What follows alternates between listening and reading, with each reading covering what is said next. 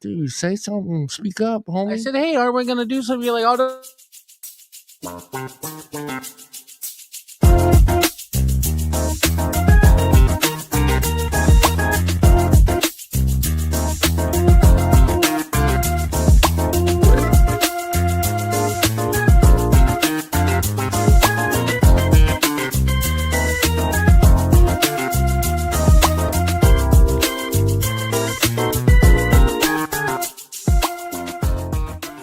Big shout out to all the hot moms out there from the boys here at the Afternoon Delight podcast. We see you, ladies. Welcome back to the Afternoon Delight podcast with the boys. That is Instagram, Mr. Sharp, and Angela. Angela's not here today. We're waiting on Julian. That's why we're like, let's lose Julian as our. Yeah, fine. Fucking Julian threw us all off. Yeah. Threw us all off, you bastard. All right, ladies and gentlemen, today we're diving into something a little emotional. Don't cry today. I don't want no tears from this side of the room tonight. Understand? I guarantee. Do your best. Bro. Do your best. Movies that absolutely wrecked us. Wrecked us. Wrecked us. Yeah, wrecked us. Wrecked us. Not just sad movies. I'm talking about the ones that punched you in the heart, ripped your soul out, and have you pretending you got something in your eye. Who's done that? Who's done it on a date, you know? Yeah, it's like, oh, shit. Oh, man, goddamn dust. Yeah. Each host will share their top picks, and we'll see how they line up with Chat GPT. Top 20 movie picks. Pretty close. I think we're gonna hit a couple that Chat GPT picked. We're gonna break them down, debate which one hits the hardest. That's the thing at the end of the show. We're gonna pick the movie that affected all of us, which is gonna be hard because I've only cried on a few. Oh, like he's choking up already. I am. Johnny's choking up already. I'm thinking about all those movies. Damn. Yeah, I've never cried in a movie. Which one hit the hardest? Which ones are overrated, and which ones made the boys shed a secret tear? Did you ever say her secret tear, Bob? Did you wipe it out before she's seen it? No. No? You wanted to I don't think I've ever seen a sad movie with a girl. Oh. No. How about you, Art? If you ever hide a tear from the wife, push it back. You're probably one of those guys that can just suck it right back in. Yo, pause. Yo, why are we starting like this? I'm actually the opposite, man. I'm the guy who can't like contain it. I'll fucking cry. You just let it out. Yeah. The wife's handing you the box of tissue and it's like, all right, take it easy. I can't wait. I gotta finish. Yeah. I gotta let it all out. I gotta finish. Put Debbie Does Dallas back on. What? Let me finish. Oh, you guys are crazy, bro.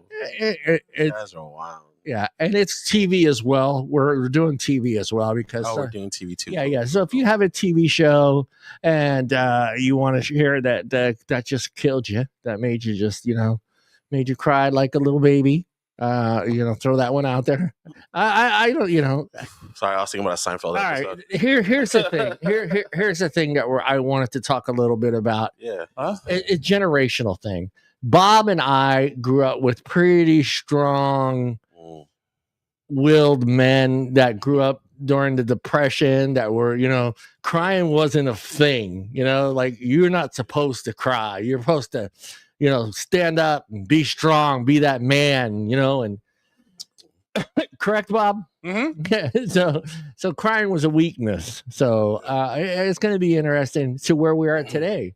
Yeah. Like with our kids, we're a little softer with them. It's like, cry, son, let it out. Yeah, let it out. But I don't think I ever saw my dad cry at all. I seen my dad cry one time, and that was because of kidney stones.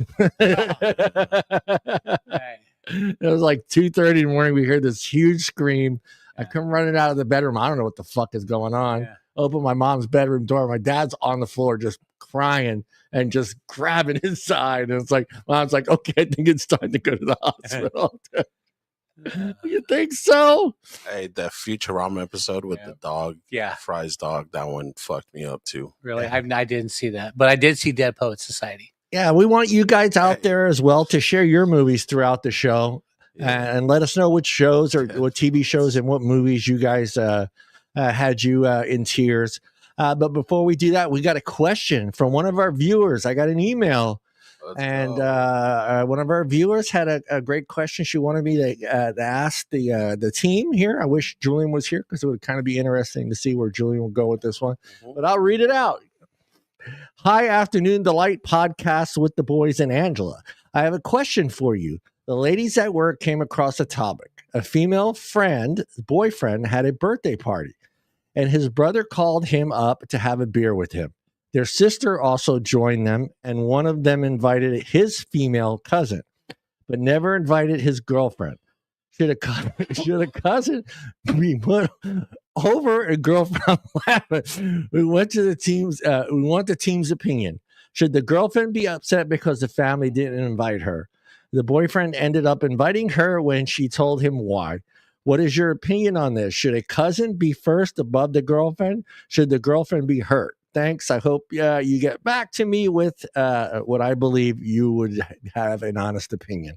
So go ahead, Bob. Okay. There you go, Bobby. So I asked this question last night to the What's up, Tracy? Gen Z audience in the monitoring room.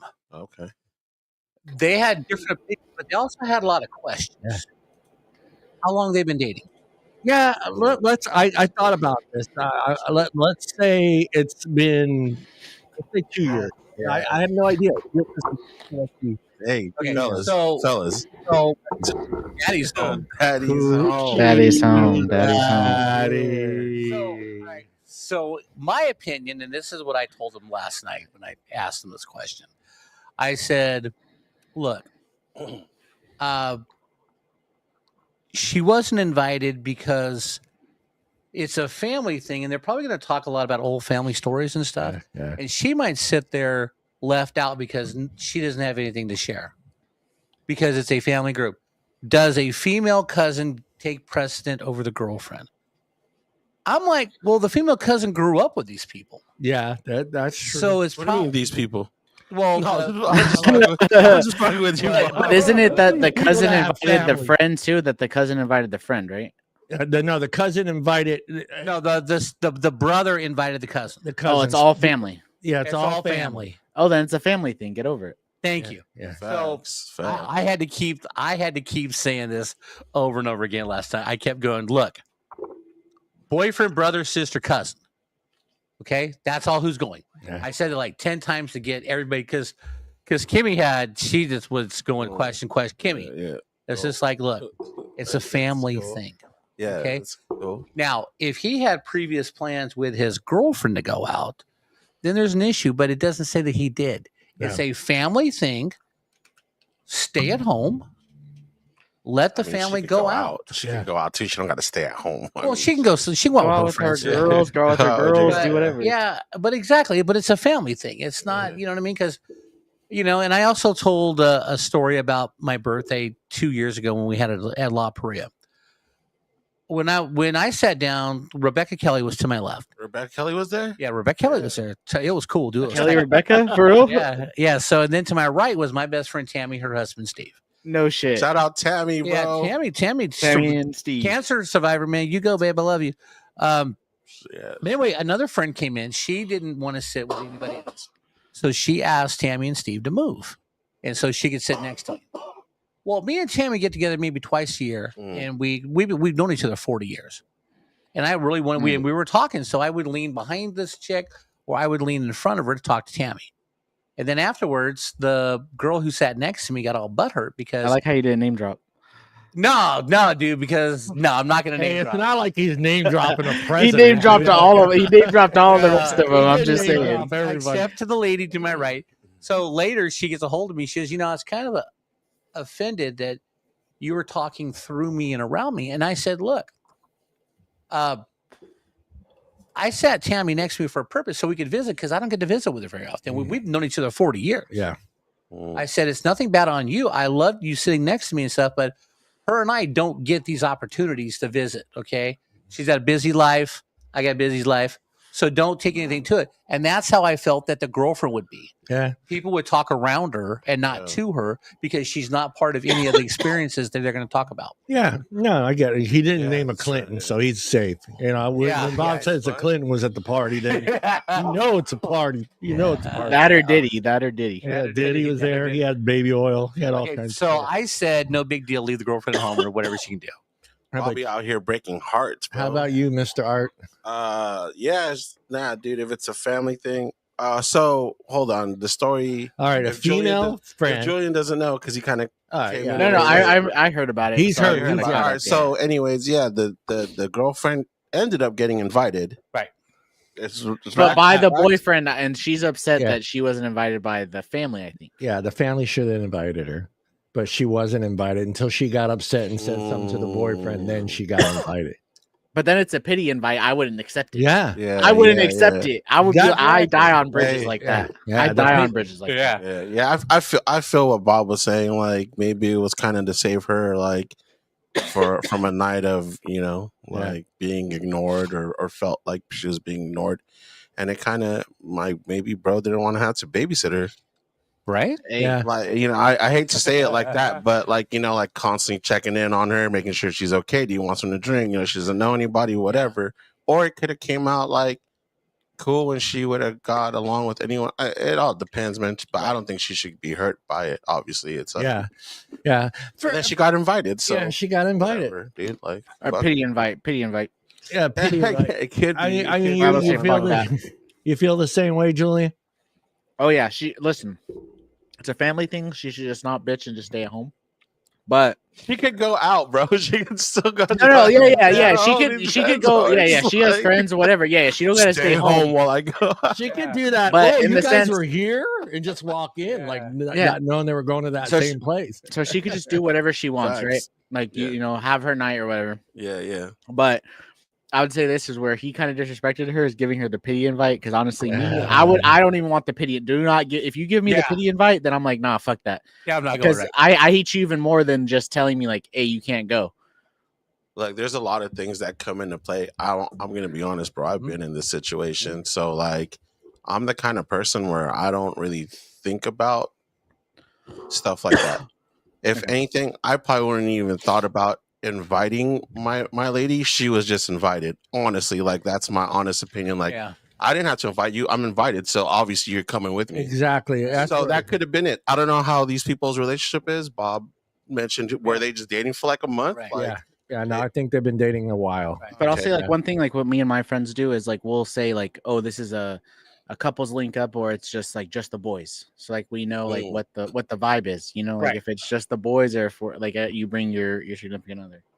All right, let me play devil's advocate. Julian keeps on trying to invite me to these just the boys trips, and I don't want to go. I don't know. He won't go. Hey, I said this summer. Oh yeah, let him know. This summer, let my wife know. Let's rent a houseboat and do the show on a houseboat, man. And you can't get him in the fucking water. No, seriously. Let's not get them oiled up in the water. Let's not leave the dock. I'm not going in. No.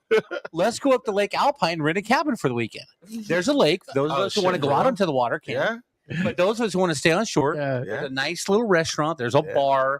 We can chill in the woods. Yeah. As long as I get to see Art shirtless, we're good. Oh, hell yeah, cool. No, I'm not going. I'm not going to these trips. I'm not going in the woods. I'm not going in the houseboat. Like I'm not going into the woods. I'm not going in a train. I'm not going in a box. I will not eat these green eggs. Hey, if you think about it, Art, we can do the show from the train up in James. I would be the other guy. I would be the Julian via my house. Yeah. But you gotta think about it though, right? Is like we're already like at work in a room. You're already in a box with me. Yeah, that's true. Yeah, you only have one out. Why do you say it like that? Like in that space, like you're all mine. You're all mine. Yeah, you're right. Well, I'm gonna play devil's advocate. Go ahead, play devil's advocate. Just for shits and giggles, because I want to start shit. Again, I feel like the boyfriend should have said something like, "Hey, this is my girlfriend. Is this?" Or at least ask, "Hey, is this a family thing?" If this is a family thing, end of discussion. But I think the boyfriend still should have said, hey, especially if, let's say they are together for 2 years. I still feel like the boyfriend should have said, hey, we're a team. We're a partnership here. This is my girlfriend. is it okay I invite my girlfriend or not? You know, and I guess that way, if he says it that way, at least then he can get an answer from his cousins, like, hey, or brother too as well, like, hey, you know, this is just kind of a family thing. But yeah, I mean, if she's not invited, I can see how she feels left out, especially if she's been around for a while. And but also, I don't think that she should feel left out. It's like, I don't know. Like, I just think like partners do need time away from each other and separate time. Like where she hangs out with her friends and you hang out with your friends, blah, blah, blah. Yeah. Like, I don't see this as like such a big, like crazy thing. Like, I don't think that she should have gotten upset. I think that's a very like, it's almost a childish thing to get upset about. Honestly. Well, okay. Just to be fair, the 2 ladies in the room last night, when I asked the question, they took the girlfriend side. Yes, I noticed that as well. They said they would feel disrespected, and they would feel like, I deserve to go to just, to see what's happening. And I asked one young lady, I said, do you want to go because you think he's going to meet a girlfriend or something? Or do you want to go because you feel left out and your feelings are hurt? Yeah. She goes, both. Hey, yeah. Brutally honest. Yeah, it's honest. I mean, it's a tough situation. Like I said, I think again, it's your duty as the boyfriend to figure out why she's not invited. I think that's important. Well, if it's a family thing, then understandable. Hey, I would just approach your girlfriend. Yeah, approach your girlfriend. Hey, this is a family outing. Where it's just going to be us out there. It's me, my brother, my cousin. That's it. End of story. So she doesn't feel that she's being left out. Was she really not invited, or just not like? She was not. She was not invited. They told her like, no, you can't. No. Okay, but so or maybe they thought homie was gonna bring her anyways. Maybe. Did they specifically say not to invite her? Because I also think this is like with my friends, is like we are like either your partner's liaison or the friends that you bring into the friend group's liaison. So if they tell me about a link up, it's my job to tell my homie that I brought to the friend group plus whatever girls or whatever. So it's like you have your group of people that you're in charge over. I Julian, I totally understand. So they tell me, and then I'll invite, Jimmy, Johnny, all the homies, and then we all pull up, and it's a bigger. What was the word you used? Liaison. He pulled out the encyclopedia. Dangerous Liaisons with Michelle Pfeiffer was a good movie. Did it make you cry? Make you cry, baby. So it also could be that situation. Yeah, I 100% agree. Who knows? Unless they specifically said, "Hey, don't bring so and so." Yeah, she wasn't not invited. Yeah, that's an important part of the story. Yeah, we need to know if that was that. If you're watching, I know you are. Yeah, I think that's important. Find more details. Don't invite her, or was it just assuming that you were going to bring her anyway? Well, also too, it's a great question because you can see the dynamics of how men think compared to how women think. Mentals. No, I'm kidding. Facts. Yeah, men like, no, it's cool, man, and the women are like, well, I feel disrespected because I wasn't invited. Yeah. So let's say she was not invited. Like they didn't want her to bring her. Then they would have made it clear when they invited the boyfriend. Yeah. When the brother called, hey, dude, it's your birthday. Let's go out. It's gonna be me, your sister, your cousin. Let's go. Oh, it's for her birthday. I forgot about that part. No, it's for his birthday. It's his birthday. No, dude, that's fucked up. If it was her birthday, No. I know. But also, I say that it being his birthday does change how I feel about the situation. Yes, it was his birthday. So, what do you think about the situation now? Because now that I know that it's his birthday, I do think that she should have been invited. She should have been invited. But that's because it's his birthday. Like, if it was just like a random link up, I could have accepted that. But like to his birthday, like. If you don't invite, if you don't invite a girl to your birthday, like that means, there could be a girl that you were talking to at the time. If you didn't invite her to your birthday, maybe you really don't like her that much, Well, also too, and I brought this up last night because they did ask that question. I said, is it on his birthday or maybe a couple days before? I think it still doesn't matter. Let's get together. I don't think it matters. It's a birthday celebration. It's a birthday. You invite the girlfriend. You invite the girlfriend. It's just because you do it 2 days before and you want to get fucked up with your friends, you don't have to. I think you invite the girlfriend. My answer changes. It does. If it's his birthday, she should be there. That's how I look. I look at it. I mean, again, we need a little more information. It could be that.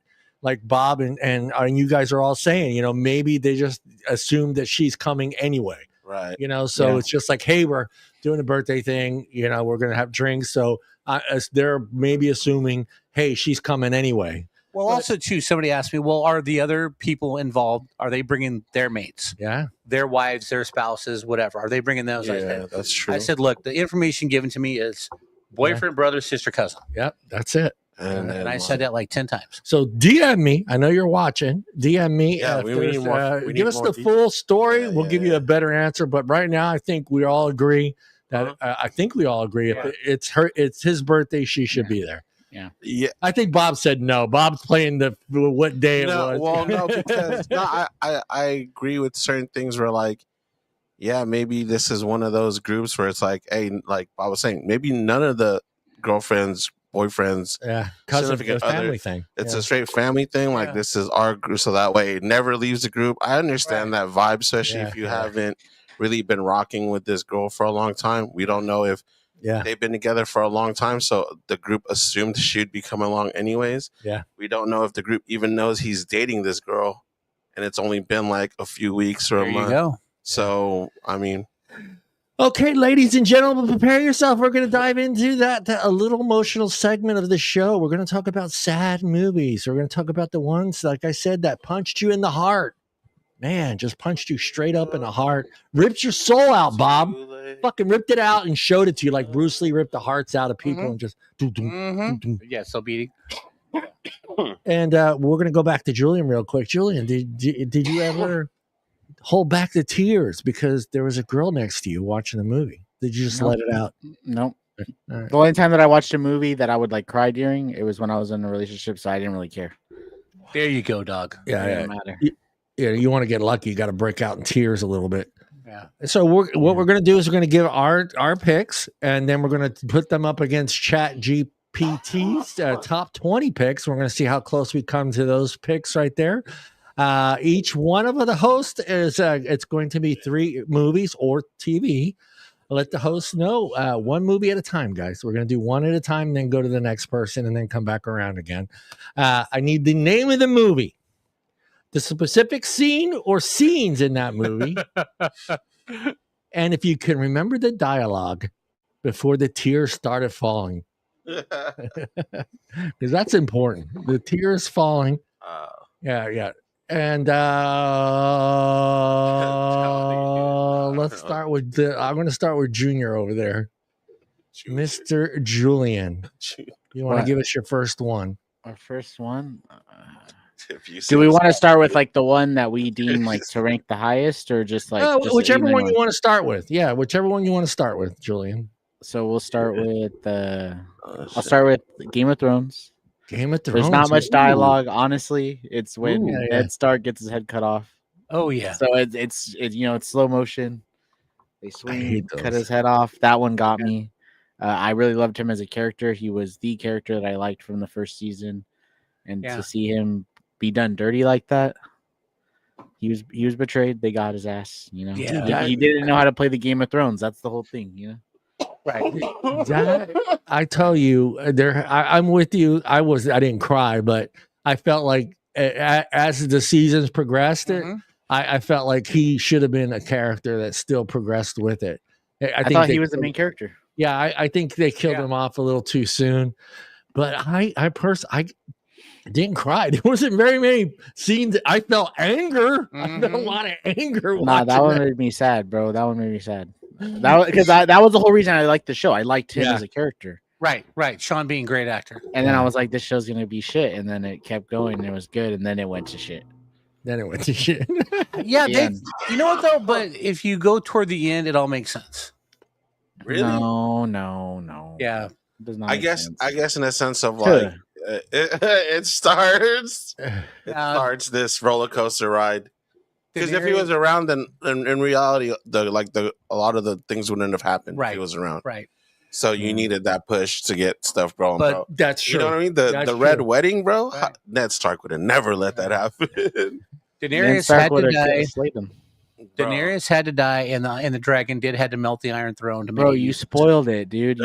Fuck, dude. I was gonna watch that part. Come on, dude. I thought you seen the whole thing. No, I'm fucking with when you. did that happen? I've seen it. I've seen it. It was a dream. It's They a woke up. joke. It was a dream. It's a joke. It's a joke. Come on. It's Took too that much doesn't Adderall happen. one night and just Yeah. tripped that shit. So Game of Thrones for Game Julian, of guys. Thrones. Game of R.I.P. Ned Stark. Game of Thrones. Shout out, fucking the Nether place wherever they're Yeah. from. The North. They're from the North. Yeah, the North. the North people. The North remembers. All right. The North. Well, we're just getting off track right Yeah, again, that show just angered me. It didn't. I've never felt more hate for a character than I did. Which one? With the Queen. Oh, you hate Seriously, the Queen? the bitch. Yeah, seriously, I've never hated any character more than I hated her. John just liked when she had to walk through the Capitol naked, though. He was like, Hell I can watch this. He's like, Yeah, I they can watch could this. they should have taped their boobs up a little bit. Yeah, but the whole thing is it's a great character. You hate her, so now you're emotionally involved in the series. Yeah, right? yeah. Every episode, you're like, gotta hope this is the one where they kill the bitch, kill the bitch, kill the bitch. You know what I mean? What's up? I can't even see that graveyard. Dude. Graveyard. But when Cersei killed the Sandy, oh, dude, I was ready to kill Cersei myself. Yeah. Uh-huh. I don't know. Dude, I hate. I personally started going through like, God, could I imagine not in those types of scenarios then, but Yeah. just actually running into someone like that in today's world? Oh, Fuck that, dude. I would have killed that bitch a Kill the long bitch, time ago, yeah. dude. I would have figured out some way, somehow that bitch is gonna die. Yeah. Mr. Sharp. All right. So there's a Keanu Reeves movie that is really, it's not noteworthy, but it's a great movie. A must see. It is a must see. It's called Hardball. He is a degenerate gambler going nowhere. So he gets stuck coaching a intercity league baseball team with just nothing but black kids. So he's got to bond with them, you know, and there's this one little kid on the team who's not old enough yet to play G baby, but his brother G-Baby. is.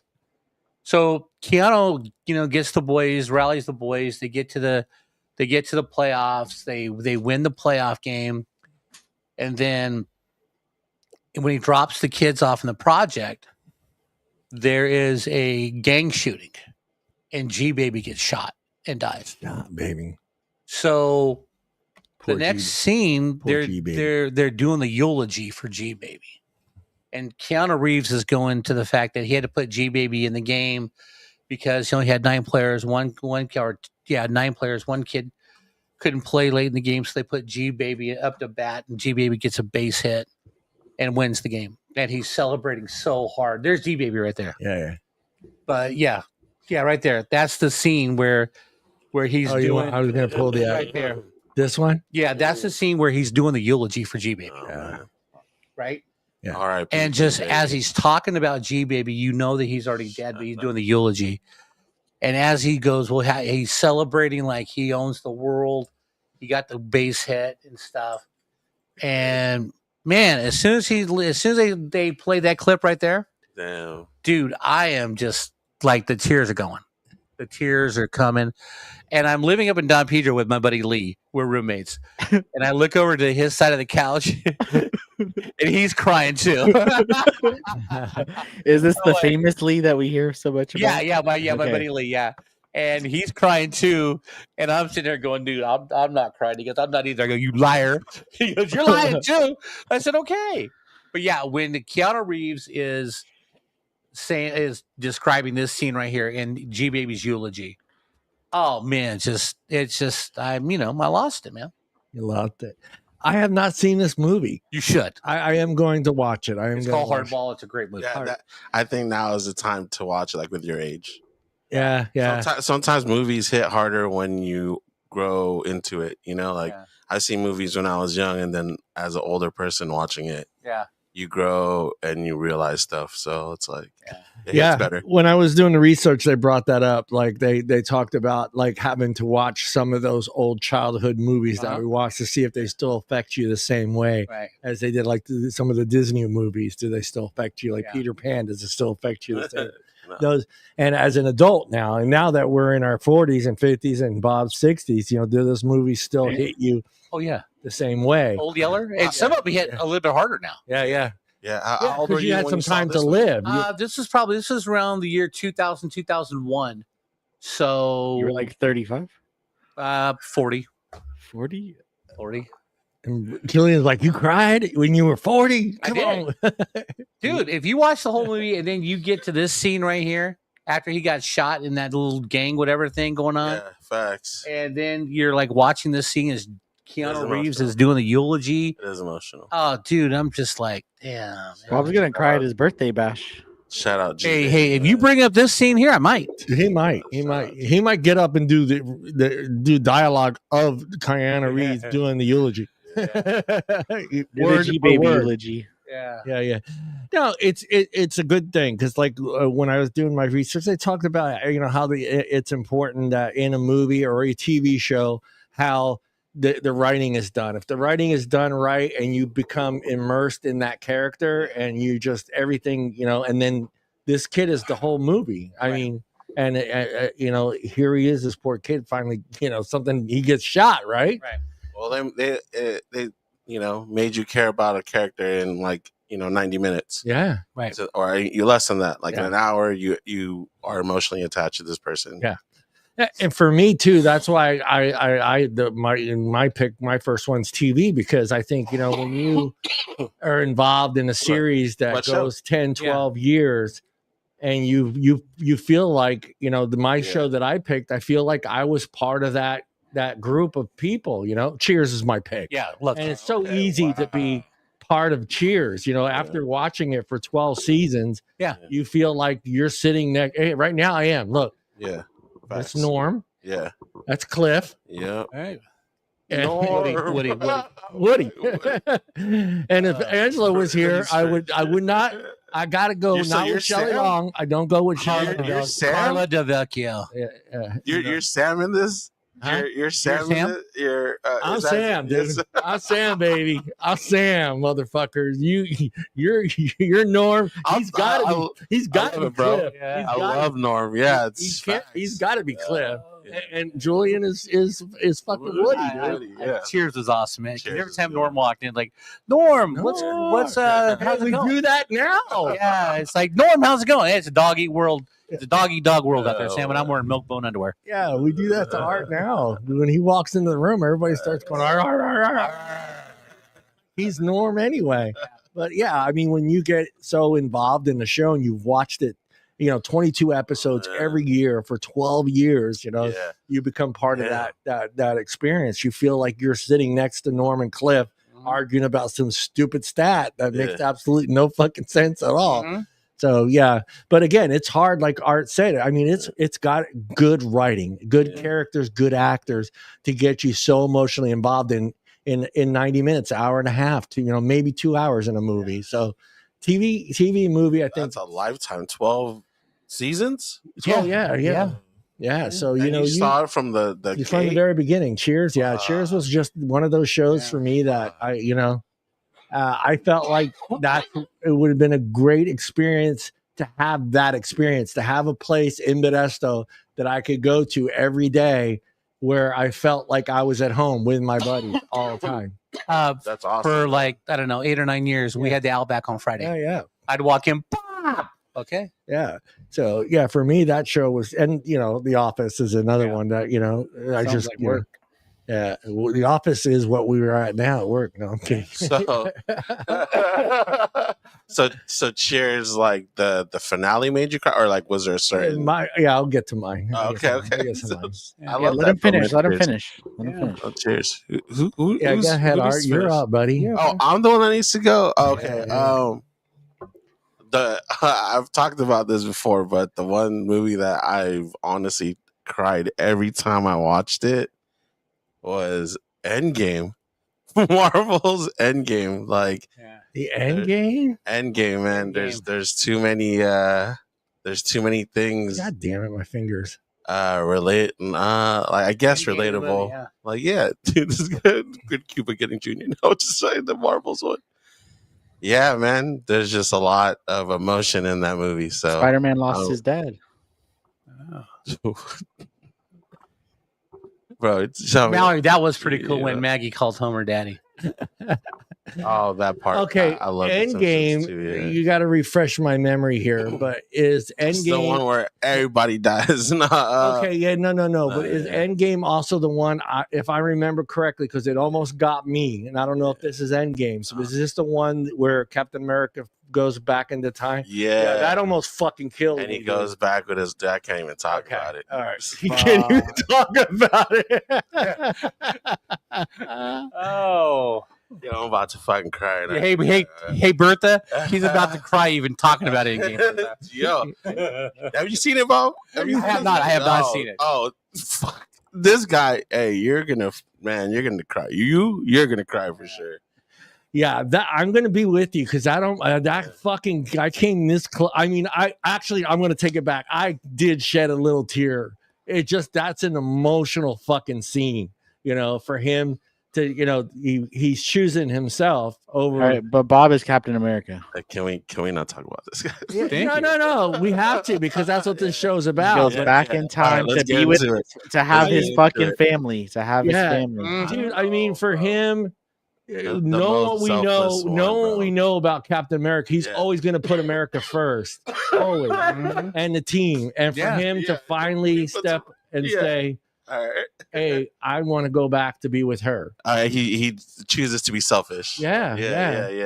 All right, I guess you can put it that way, but I don't think he's choosing to be selfish. He's committed to the country.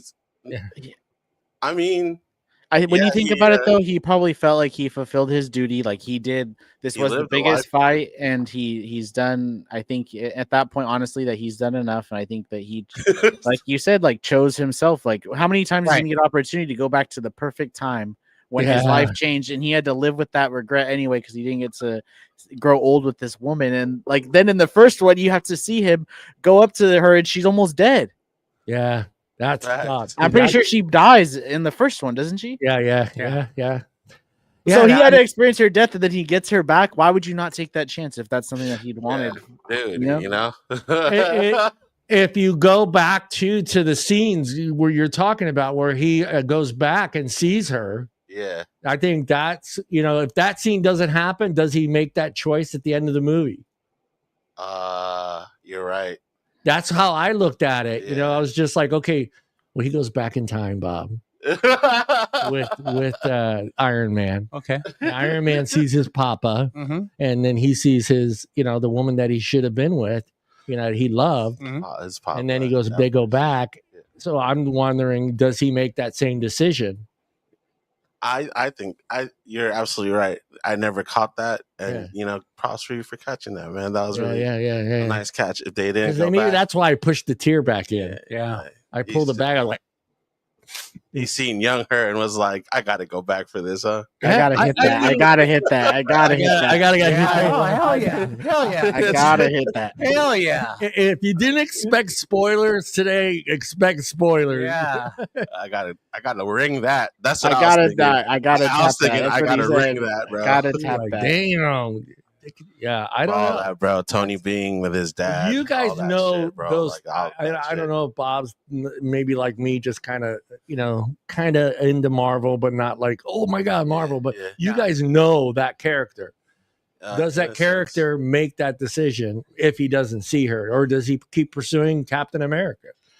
I think it's been on his mind. It's definitely been on his mind. Oh, I'm sure it has been. This situation happened, bro, where he didn't think ever he was gonna go back in time. Yeah. And then this happened, like, hey, I could do all this if I do it the right way, save everybody. They're cool. Now I get to live my life. Yeah. And that's cool. I mean, I don't know what happens. Like, does he not end up being Captain America that whole time? He just ends up chilling. I think he goes back to before. Does he go back to the skinny little guy? He goes back as Captain America because he's Captain America. He's just going back. Does Captain America age though? Is that like part of the thing? Is that he doesn't age? Because if he does age, then realistically he probably just went back, stayed being Captain America, and just didn't make the choice to get on the ship or whatever that got him stuck there.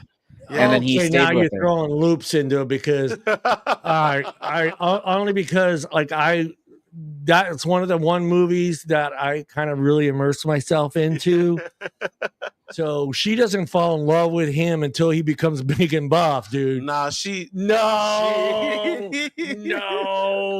he's 5'4", fucking But 100 pounds soaking wet. that's why I'm dude. saying, like, if he does he have that ability to stay alive or like stay young, right? Because the only reason that he stayed young originally was because he was frozen. right. So if he doesn't freeze like that, does he like die at a normal rate? And then at that age, then it's like, yeah, it would make sense of how old he was, because at the time that he became Captain America, he was 20 during World War II. By the time Endgame would happen, he would still be alive. Okay, and now if he goes back knowing that he's not going to age, then that's bullshit, because now he's going to watch her die a second time. I don't. But at think I least could go she through that. dies in a way that he would prefer. Oh, okay. I get Like he got to spend his life with her. He got to but he got to spend his life. Got a with whole her. life with her and kids. Yeah, he instead of the other way, she went on and had kids. I'm pretty sure. Like, I don't know if she married or whatever, right? Or she didn't, huh? No, I don't think she ended up being. Not with once you else. had the cap, dude. You can't go back. Yeah, exactly. Shit. So yeah, so I think that it's just one of those things. Is like, you think his dick is painted red, white, and blue? Is it stars on it? And back then, back then it would have been 40 something stars. Yeah, 40, 48.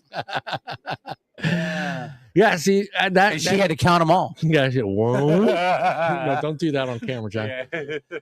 Yeah, I know that scene did get me. That did get me. But now that I started to think a little deeper into that theory there, I don't know, man. I don't know.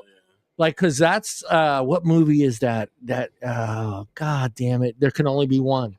Mm-hmm. Isn't that the Highlander? Isn't that the same situation? Well, see, I was just thinking about that because he never ages. So when he's back in Scotland, he's watching the love of his life get older and older and older every day. She dies, and he never ages. Yeah, he never ages. I was just thinking about that when you were talking about that. Yeah, nerds. Yeah, that would be fucked up. See, that's my whole beef, though, Julian. I mean, if he's going back, and he gets to the age with her. Yeah, he does. Cool. That's why in the future he's old. Okay. All right. Yeah. As long as that's happening, cool. But if he's going back and he gets to stay. Yeah. But see, as Mallory says, she knows that he's Captain America. Yeah, right. Yeah. She does know he's Captain America. I know that part. I mean, but for me, if he's going back in time just to be with her and then to watch her die a second time, nah, I'm not cool with that. Yeah. Me personally, myself couldn't watch that happen again. Well, he probably did go watch her die another time, because he even said that, like, I'm pretty sure he says that she passed away, like that he got so many years with her. Yeah. When he's the old man, he's telling. Yeah. I couldn't. You're deep. Now I'm depressed. Yeah, that's sad. No, that got me, man. Because he's just sitting there, man. And you know what? When he comes back and makes that decision, you can already see it in his face. He's made that decision. He's not going to be Captain America anymore. And that's why he went back and did it. Yeah, that flashback scene just about got me. I was like, motherfucker, man. Yeah, I'm with you. Motherfucker, man. That's up there. I don't know if it makes the list though. It's up there. I don't think any of mine are going to make the list. Well, you'd be surprised. You never know. It could happen. But yeah, that's probably the only time a Marvel movie almost made me cry. No Way Home.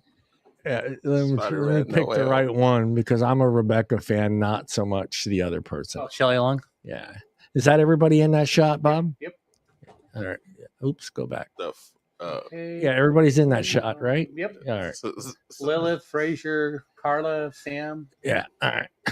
All right. All right. And Julian, I'm sorry for not posting the Game of Thrones photo. I forgot.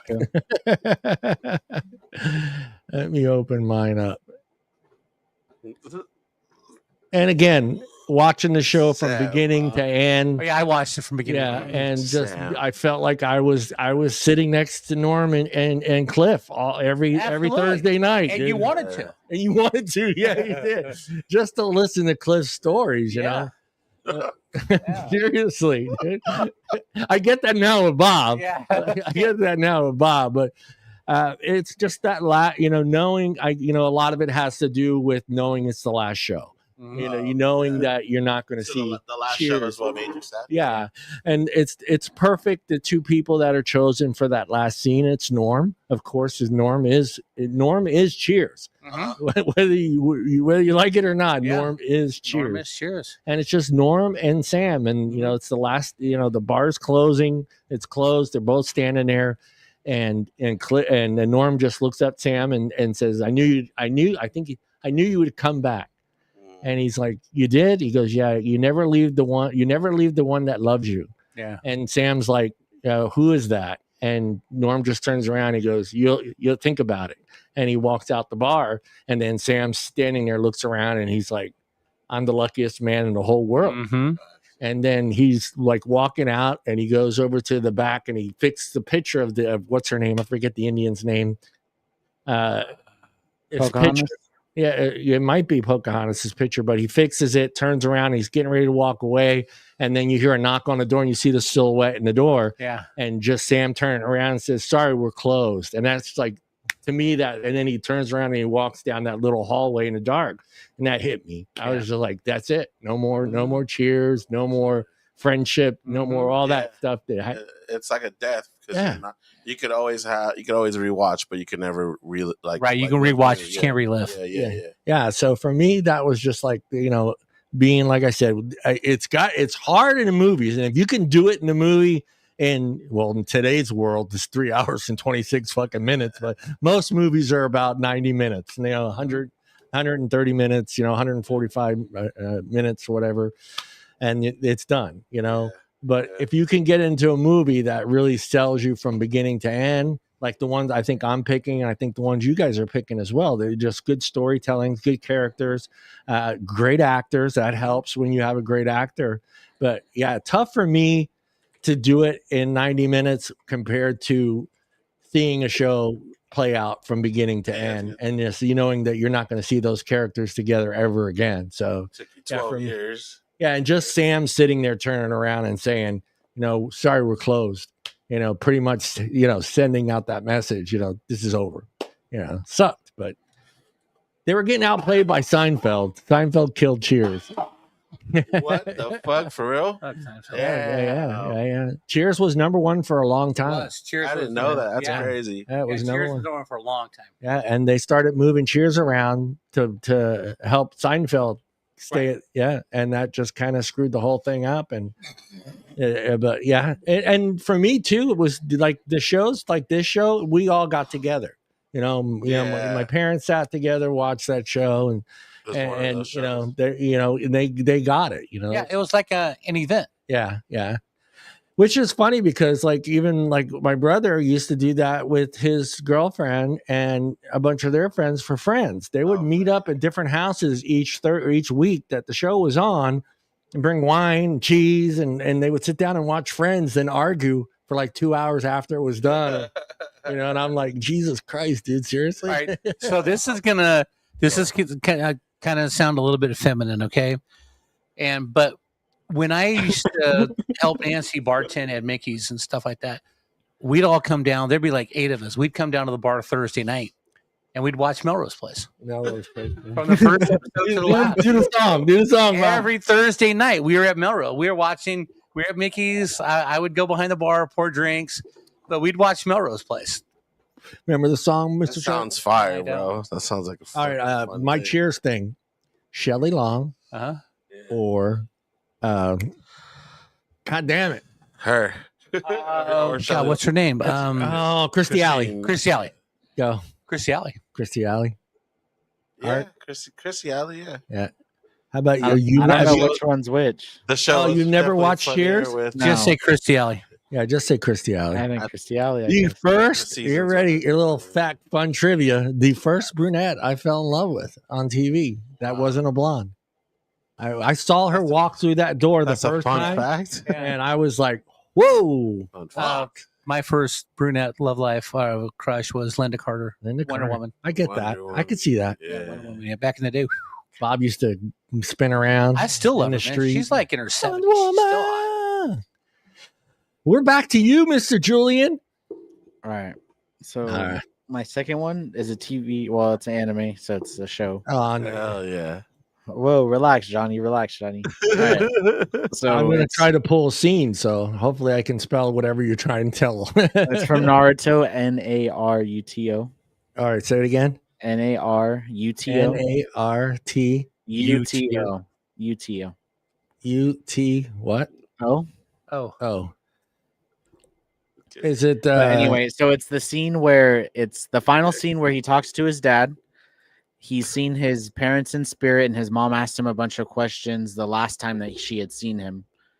And so his dad is like disappearing and says, like, you've turned into like a fine young man, and like is saying that he's proud of him. And then Naruto, as he's disappearing, he starts spewing out everything his mom asked, so like how he did in school, and he was like, I didn't do well in school, I didn't like about girls and stuff like that. And he's just like saying all this while he's crying, and he's like trying to answer all his mom's questions. And then his dad basically says that he'll tell her and stuff like that, and then he disappears, and that's the last time he sees his parents.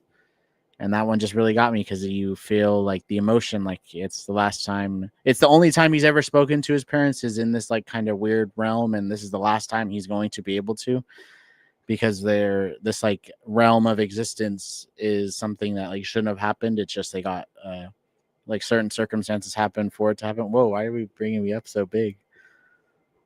I don't like that. Whoa, what happened?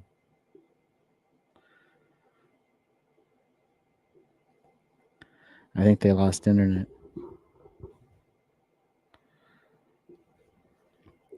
We'll see.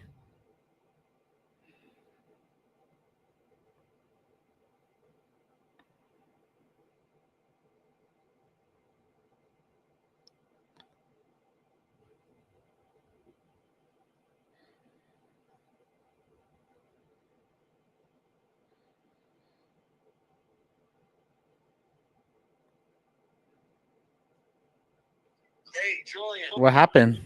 The power went out. You're turning it back on. So does the show still run even if you shut down? Yeah. Outlet. I unplugged everything. Yeah. Now, at my house, when the transformer in the alley goes out, half my house is still on, the other house down.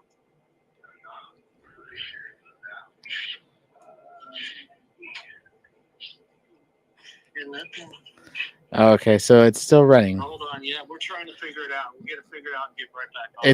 It's still running, John. The show. Hey, you're on there? Yeah, it's still running. Okay, talk to people. Dude, all solo, like what is, like I was giving my explanation that Yeah, stay on there. Hold on, let me go check this out.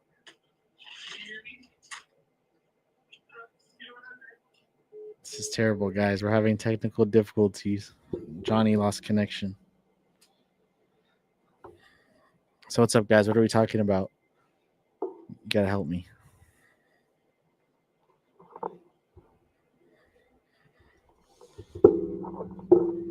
I'm in charge of you guys for a little bit.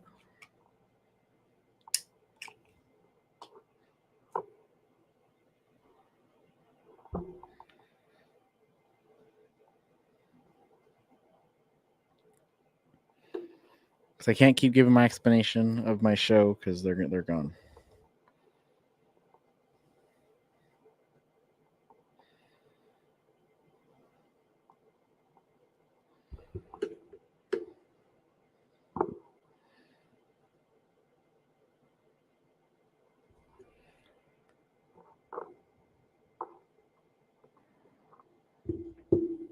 Well, let's see. Well, if I give you them, then I already have my 3, but I don't know what else. I don't know what other ones. I didn't research more. Because I don't want to explain them. Have you seen Naruto, Mallory? Or give me one, you guys. Like, tell me why you guys cried. The movies. I can still see your comments.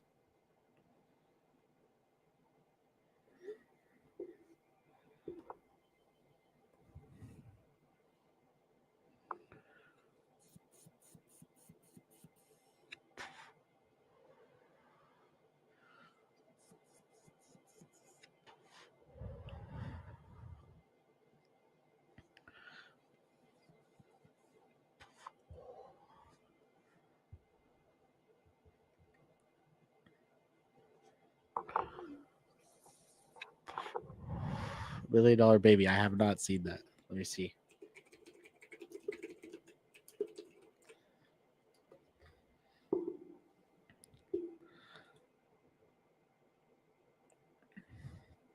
Okay, you know what? I have seen it. Yeah, where he trains that girl to fight. So, what part of it made you cry? What part of it was the sad part for you?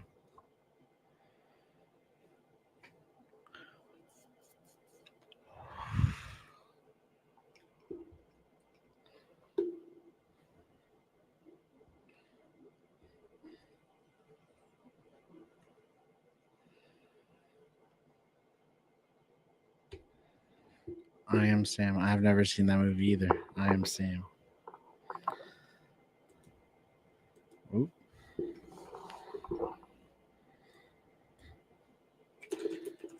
You guys gotta tell me the sad parts of these movies. What it is like.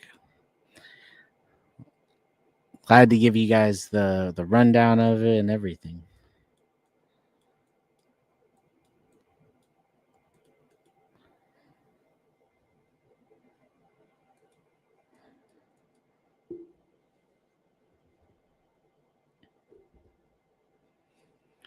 The Eastwood character pulling the plug. Yeah, I see. I forget who dies in that movie.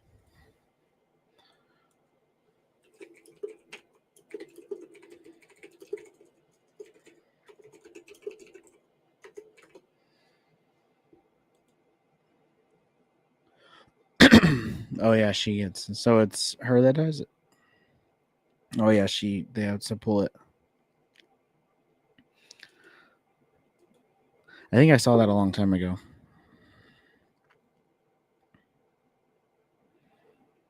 Okay. Yeah, I can see where that'd be a hard thing because I'm pretty sure like that she becomes kind of like a daughter figure to him, and then I would assume having to do that would be difficult. What about for I Am Sam, Bertha? What is that?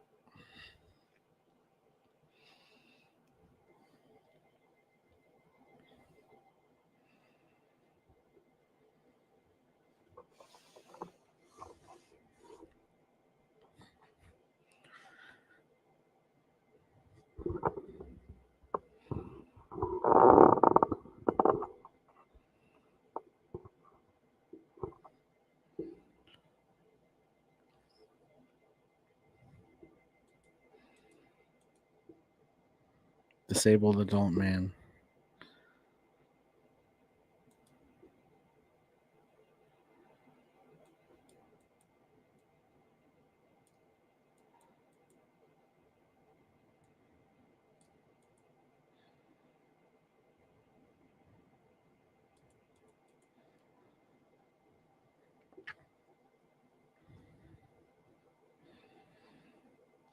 So why does CPS get involved? Is it because of the reason why they're like how they're born from like him being with a prostitute or?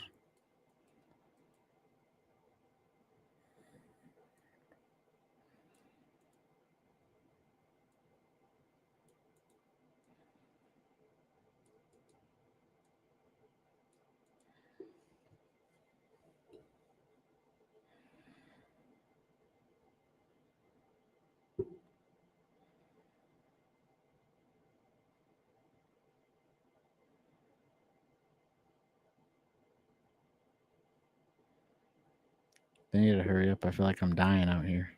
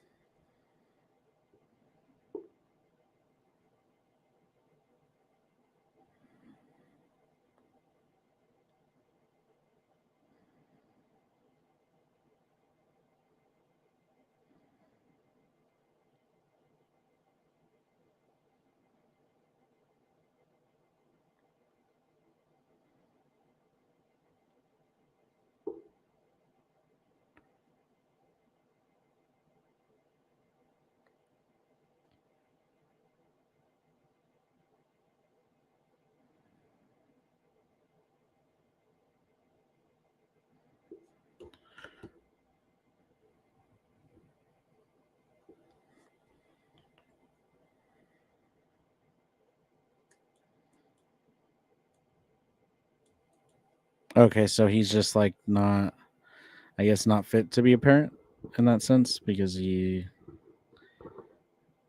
she's mentally older than him. So is he like, how does he get paralyzed?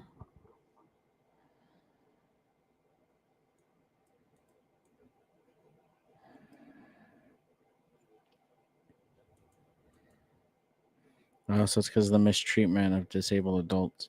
Okay, so then do you think, in your opinion, that he was still able to be a father?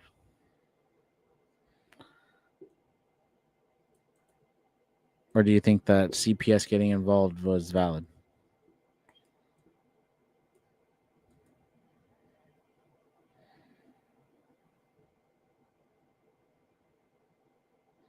Oh, he's not paralyzed. He's just like mentally. I thought it said paralyzed.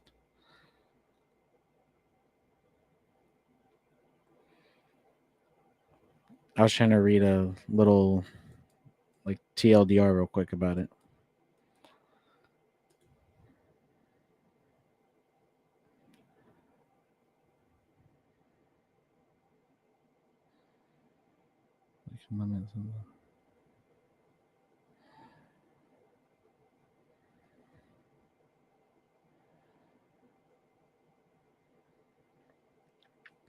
That's true. I guess like if they don't understand the how it is to be, I guess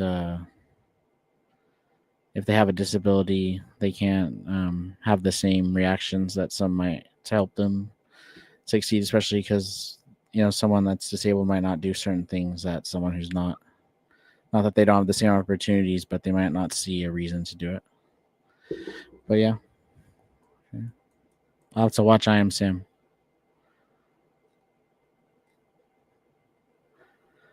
I don't think they're coming back.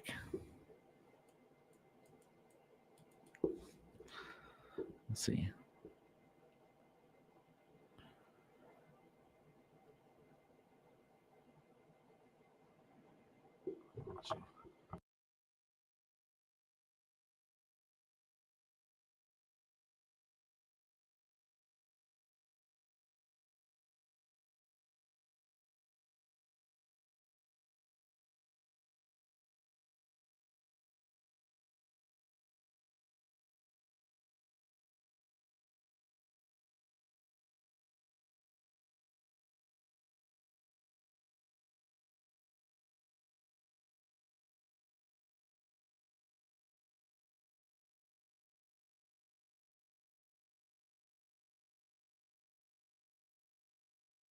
Sorry, we had a power outage. Yeah.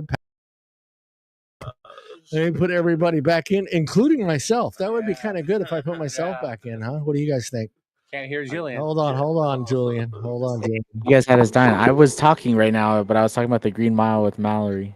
There you go. The There you go. Green Mile, man. Hey, Mallory and Bertha were tired, helping boss. me out, but yeah, for I'm tired, boss. 12 minutes, you guys left me alone. Yeah, we had the whole power went out. I guys started abandoned feeling me. hands touching me, and I was getting worried. I don't know if Art was trying to get a little frisky with me. I was just like, "Stop it, Art! Quit We touching me needed there." you guys, and then I felt awkward because I couldn't finish my explanation of Naruto because I'm like, "Oh, we're gonna need that for the show." I don't want to say it twice. Yeah. Yeah, let me pull that up for you. Actually, let me right. bring it back So- up. Anyway, he's like saying all these things to his father, and he finally finished answering. And he's like, "But like, don't be, just." It's his 17th birthday when this is happening too. He just turned 17. 17. And he's like She's crying. only And then, 17. oh, okay. and then We kept Julian safe.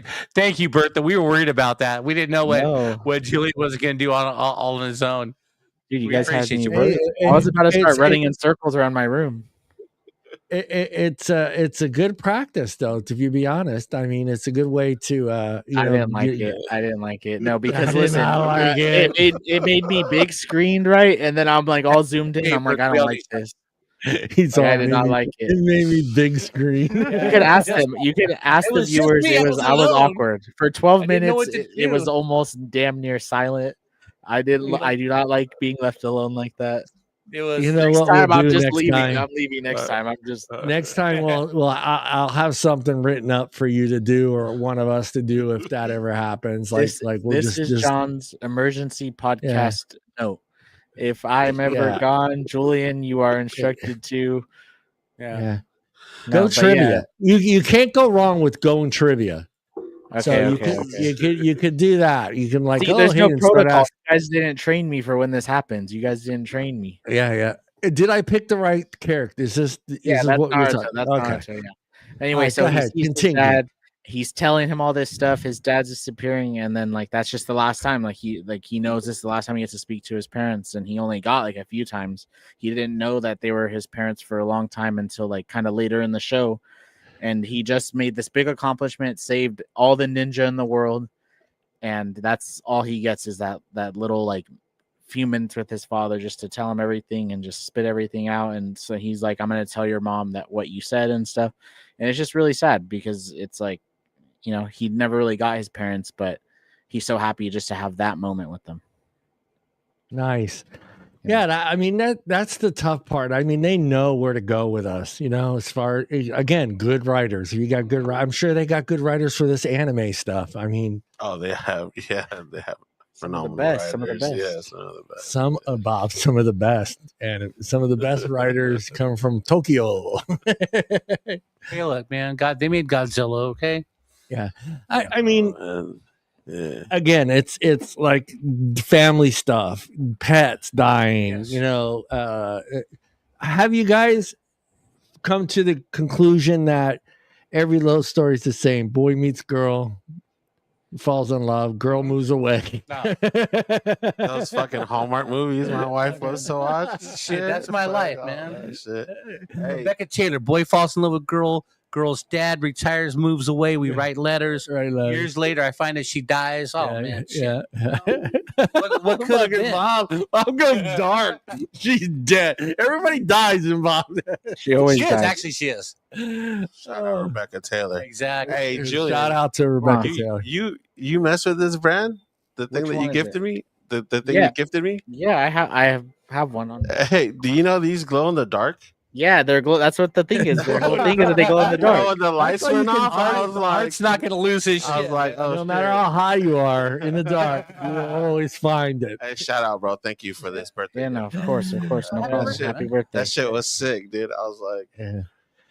So yeah, I mean, to me, that's where I'm at with love stories. I mean, I know it's hard. It's the same situation, you know. Again, boy meets girl, they fall in love, girl moves away, guy moves away.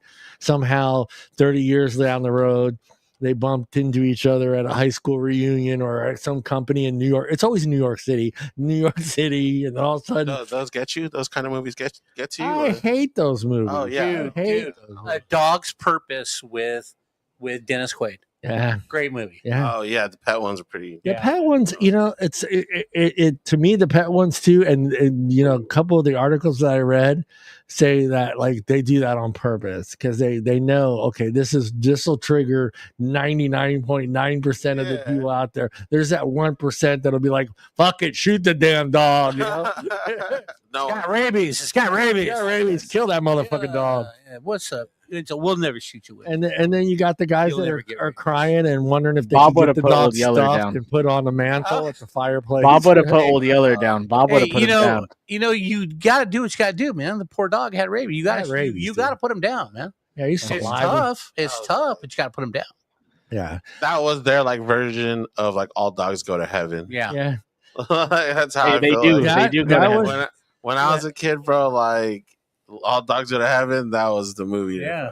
That was too. All my kids. That one was their movie too. That just broke them down. Like, you know. And then I got older and found out about like the real shit that happened. Yeah. I I don't know. I think someone just taking a little too much time to analyze fucking when all dogs go to heaven. It's all fake. It's all AI. Yeah. You know why? Why can't you just let people have something? Yeah. Why do you got to tear it down? Let us have it, okay? Yeah. Okay. Yeah, let him have it. I don't know. I don't know. If, yeah. You know. So I feel bad. I didn't ask you the important question at the end of each one of your thing because I had my laptop closed and then the power came off. Yeah. But I'll go back to start. Who started first? You did. I Julian. did. Yeah. Okay, Julian. and that was Game of Thrones. Yeah. Do you feel? And you guys got to answer the same question. Do you feel 20 years from now, if you're sitting down in front of the TV and that episode comes on, do you feel it would still emotionally affect you 20 years from now? Nah, it won't hit like the first time. Okay. How about you? But I've Mr. watched Sher- Game of Thrones Oh, like 7 yeah. times. That's why. So Well, that's yeah, why the Look. emotion's out of it. I'm always gonna cry when G Baby's celebrating, okay. I'm always gonna cry, man, because what could have been, you know what I'm saying? What could have been? What could have been? You know, he was killed in a senseless act of violence. You know what I'm saying? Yeah. All right. What a life he could have had. G Baby was the real deal. It was everything. How about you, Mr.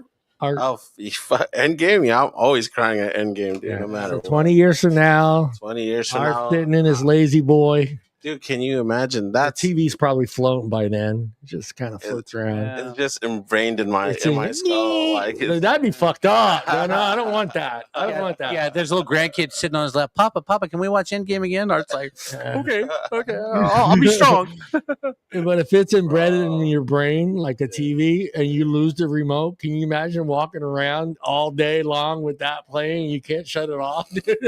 Fuck that. I'm okay Just with that one shit. scene. Just that Yeah, one just scene. that one scene. Oh, no, just that one scene. Hey, Hell no. hell no. Oh, hell no. But I would, 50, 20, whatever, 20 years later from now. Yeah. So, Yeah, I think too. I think Cheers. Cheers, I've yeah. watched. You know, it's always feel been that way.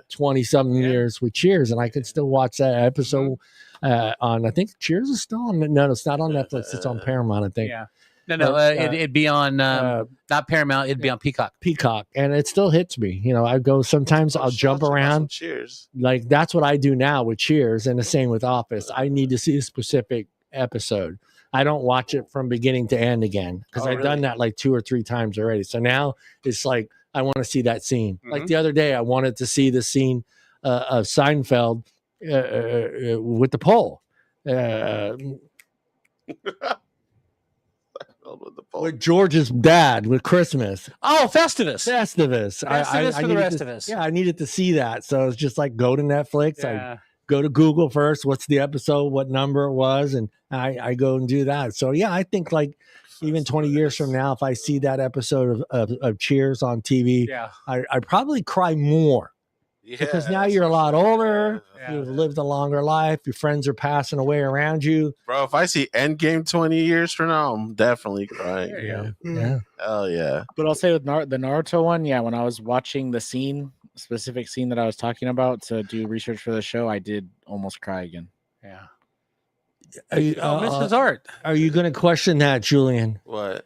Oh, the Sailor Moon is the ultimate anime love story. I've never watched Sailor Moon, so I'll have to put it on my watch list. All right, put it on your list Bro, because I got a Art's feeling wife's you're gonna- never wrong. Yeah. I got a feeling you're gonna Mrs. Art's never wrong. you're gonna like Sailor Moon. No, don't try to cover now, Bertha. Hey, no, thank you. We love you, Bertha. Oh, man.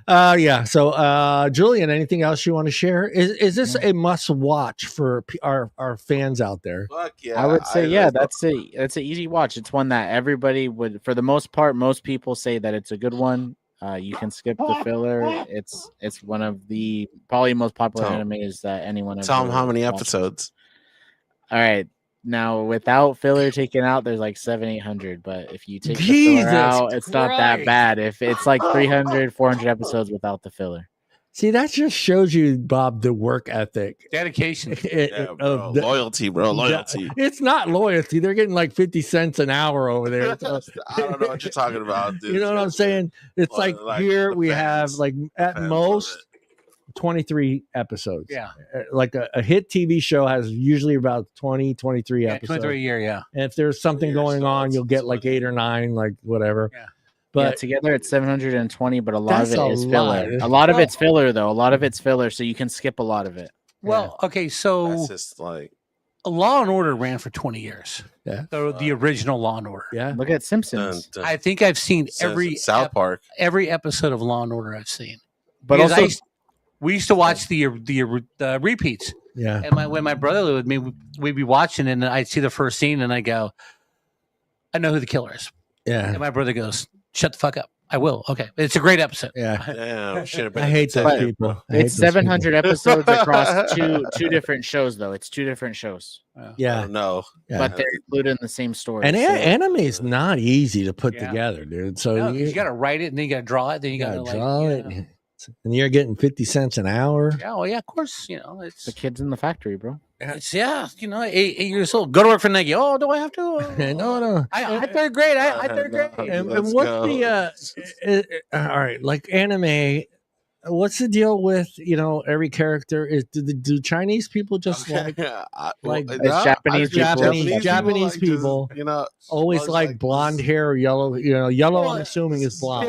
They're trying to relate us to like Germany, the Third Reich, and the U.S. It's always a blue-eyed person with yellow hair, which I'm assuming is Again, it's the Third Reich, man. I mean, you're just confusing that with Pikachu.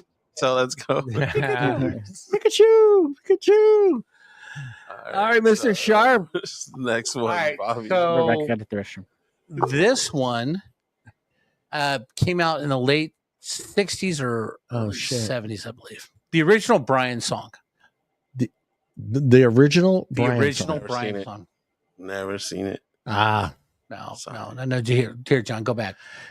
The original Brian song. No, don't say the original. Right there, Brian song That with would. James Caan and Billy D. Williams. All right. No way. Both these guys are dead. These guys are Oh, dead. no, I'm sorry, Billy Jones. I thought he was. I was thinking somebody else. Okay. All But the other guy definitely. Yeah. Sammy, right from Sonny from fucking Goodfellas. Yeah. All right. Billy D. Williams was Lando. Landau Calrissian. Lando was cold. Oh, 45. all right. So this is a true story. Okay. James Caan played Brian Piccolo, and Billy D. Williams played Gil Sayers. They were both drafted by the Chicago Bears. They were both rookies, and they're playing the same position, running back. Gil Sayers was heralded out of Kansas. So This is the movie. That yes, this is the movie. Yeah. So the first year, Gil Sayers breaks his leg, and Brian Piccolo helps him rehab. He makes sure he works because he told him, he said, "Look, the only way I want to take your job is if I can beat you out of it. I don't want you. I'm not going to take your job because you're hurt." So Brian Piccolo is playing running back until Gil Sayers comes back. So they have this great friendship. Then Brian Piccolo switches to fullback. So now he's blocking for Gil Sayers. So Gil Sayers has just an incredible year. But Brian Piccolo is slowing down. He's slowing down. They don't know why he's slowing down.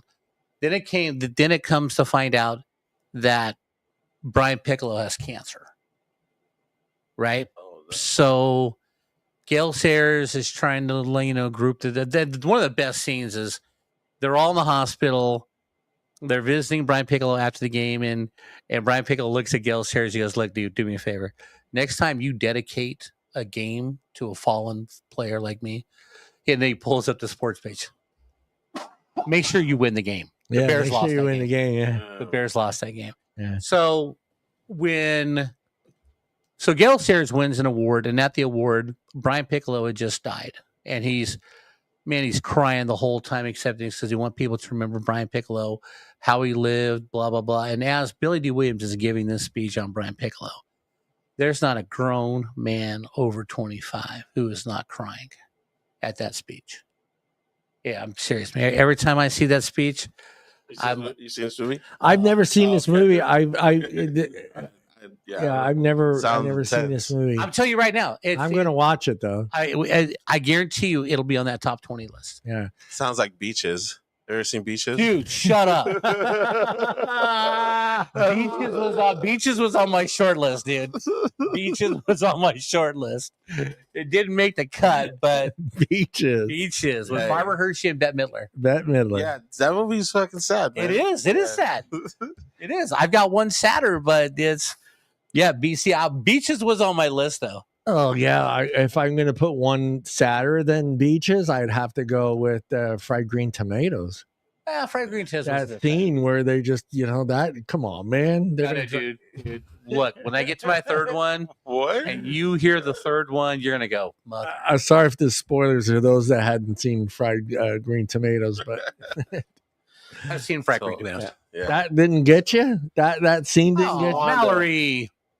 When the Green Bay Packers won the Super Bowl. Yeah. Who'd they play? Who'd they beat? Who'd they beat, Mallory? In 1997. Who'd they beat? Oh, I know this. So do I. The The New England Patriots Yeah. with, I believe, Tony Eason was the quarterback. Yeah. Patriots. Patriots. Told you. The Patriots. Patriots.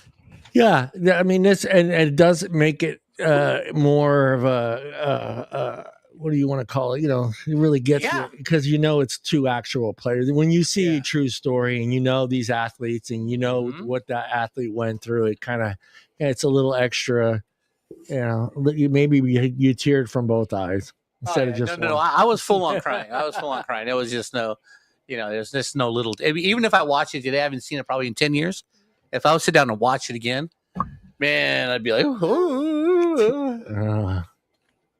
I mean, I don't know. Maybe I'm just weird. Art, you're up, buddy. I've never seen it second. It's a Robin Williams movie called What Dreams May Come. ooh, yes. What dreams may come.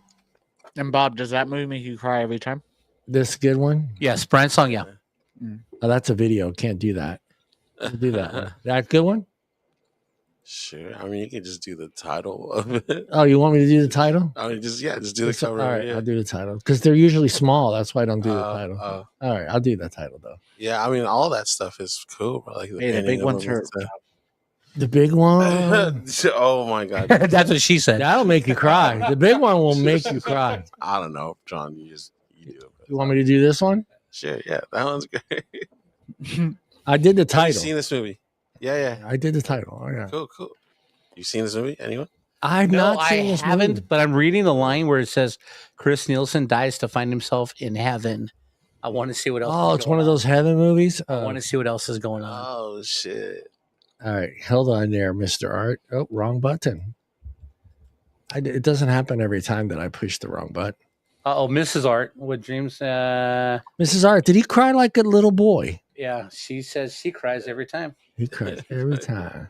All right, go ahead, Mr. Art. I gotta explain the movie. Yeah, you got to. I mean, why did it make Art cry? Oh, so like this dude and his wife lose their kid in a car accident, That's the one, the kid later. and then like a few months later, the husband, who's Robin Williams, Yeah. he ends up dying, and the wife like starts totally grieving. She's just obviously lost her family. Yeah. But when he like dies, he like goes to paradise. He goes to all these cool like places, and he's always like with this guide. And then there's somehow like his connection with his wife. They are like communicating. Oh, he can talk to her. Yeah, or like he could see that she's hurting on the other side. So, anyways, she ends up killing herself, and so she goes to Ooh. hell, and he leaves heaven to go to hell to find her, and then Ooh, I want to watch this. You were now. talking about this at work the other night. yeah, Yeah. this movie's fucking crazy sad, and it's like it's beautiful, like the cinema or like the scenery and stuff Mhm. like that. Like how they did it was very artistic, and How did they portray hell in the movie? Did they? yeah, you see her, and like they portray like depression in it, like Mhm. because they show the wife while he's in this like in paradise, pretty much like he gets to go through all these kind of like mediums of like, because like I said, it's kind of like artistic. Yeah. And then yeah, like hell's like very dark. It's like lonely and shit. And yeah, he goes through all this, but check it out. The dude that's always with him Yeah. turned out to be his son. Oh. Like an angel, right? That was like guiding him to get this. And then in the end, it like cuts to like, because they're talking about finding each other in a different life. Mm-hmm. Like, because I forgot what ends up happening in the middle. Like he rescues her or whatever, but then like you see like these two little kids. So it's like they found each other again in the afterlife. It's pretty heavy. It's a pretty good movie too. Do they stay in hell in the afterlife once he gets her, or do they go to heaven? I like No, like I think what happens is they just find each other, and yeah, that's what you think is like they're just staying in hell, and then like because they can't. Oh, make so it they out. make you come up with the ending. Not like no, Like the what ending you want. is like they are resurrected or not resurrected, but like they meet each other again in another life as Oh, babies. reincarnated. Yeah, Reincarnated. Yeah. Oh, it's a different life, so he never finds her in hell. No, he finds her. No, he finds her in hell, but they just end it like they're Okay, so they meet in hell, and then the next scene would be like, oh, they're being reincarnated as like babies. yeah. Oh, okay.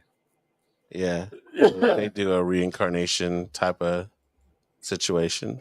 Sad. It's a heavy movie. Yeah, I think I would probably that's a good one, man. Check it I out. shed a little tear on And that then one. like with Robert Williams and stuff goes through.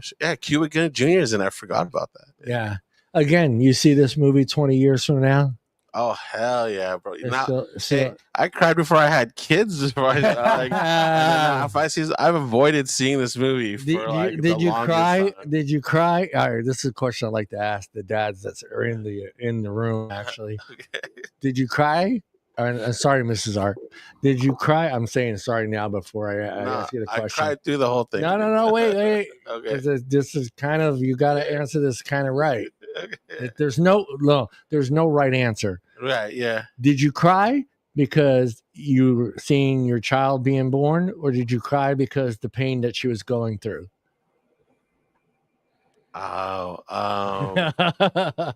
No, there's no right answer. No, like I'm trying to think about.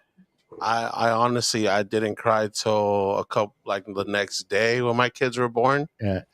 Because the first one was kind of like in a rush, so we didn't know what was going on. Yeah.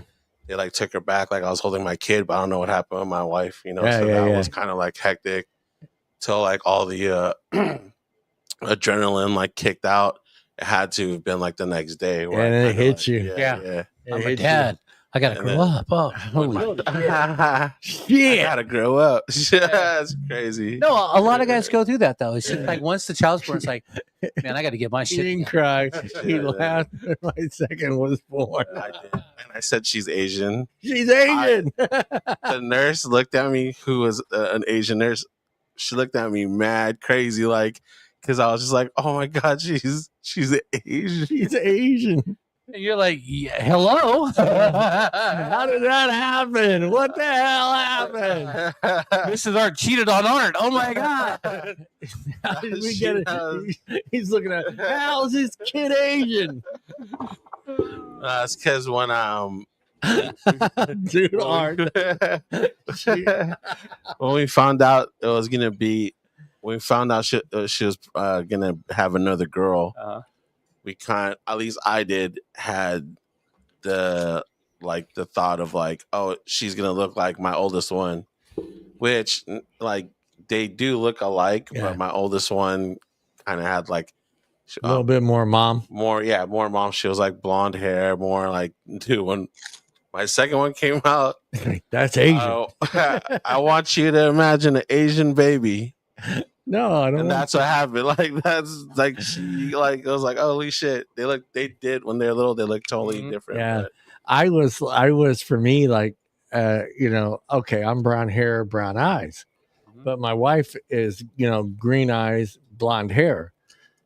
So when Frank's born, Troy, my best friend's like, dude, you sure that's your kid, dude? Blonde hair, blue eyes. I was like, fuck you, look at his face, fucker. I'm like trying to cut, like, yeah, that's my kid, damn it. Yeah. And then JP's born, blonde hair, Yeah. blue eyes. Yeah. And like, you sure, man? You sure? I was like, dude, yeah, dude, that's my kid. Kids look Then like finally, different shit. Hope's born. And here comes out brown hair, brown eyes. Kid. I go, that's mine. That's mine. One of them's turned out Sicilian and beat out the German gene. Oh, but yeah, no. So I was kind of stuck emotionally in that period. I didn't know. I felt bad for her Yeah. because she was going through a lot of pain, and like yeah. I got to the point where I couldn't even hold her hand anymore because my hand hurt. I was like, no. Here's a teddy bear. I gave her, because you have that one thing they tell you to bring for her to focus. I don't know if they did that for you back then, but they told back when we were having our kids, they said, bring like a teddy bear, bring something that she can kind of focus her attention on. And we had a teddy bear, and I couldn't. My hand was black and blue, dude. I was like, here. And I'm all breathe. My movie. Yeah, right here. I'm going to pull it up here. City of Angels. Oh, my wife loves this movie too. You know, the thing with this movie, and I'm going to get into it here. Let me save the scene here. Of course, everybody knows I'm a huge Nicolas Cage fan. for sure. I am, of course. Hey, you kind of look like a young Nicolas Cage. Oh, dude, back in the day, he did, man. It was like it was this movie for me, like not just the whole part of that scene where spoiler alert, Bertha. Go watch this movie though, for sure. Yeah, watch the movie for sure. But you know, he finally, you know, he has to make a choice, and he loves her enough to. He's an angel. Again, let's point that out. He's an angel. He falls in love with her, and to be with her, he has to make a choice, and his choice is to fall, and that means he has to, you know, fall from heaven and become human. So here he is. He finally does this, and you know, he finally tells God to go F off and just jumps and becomes human. He falls in love with her. He's already in love with her, but they finally get together. She takes off to go to the market, and she gets hit by a fucking semi of all things, dude. And she dies, right? So here he is, you know, finally, you know, he chose to be human. Yeah. And the scene that gets me is, again, spoiler alert, all the angels every morning to watch sunrise come up all meet at the beach. So nobody else can see the angels. Just all the angels are together standing on the beach watching the sun come up and sunrise. So for me, that got me, because now he's standing there as a human, but he can still see the angels. That's the whole part of it. You know, just because he's fallen, he still can see angels. He just doesn't have angel powers anymore. But for me, that movie hit me so hard. And I remember having this conversation with my mom. And it's part of the reason, like, I changed my perspective towards God back then because of this movie. And I was like, this is God's little joke. Like, this is what he does. You know, it's never let's make somebody happy. I told my mom, I was like, it's about suffering. I go, no, it shouldn't have to be always about suffering. Right. You know, where's the good thing? Where's that? Well, Jesus is the happy. I go, no, it's not. Jesus, that's not a happy fucking story, dude. You know, Jesus, yes, he dies for all our sins. Great.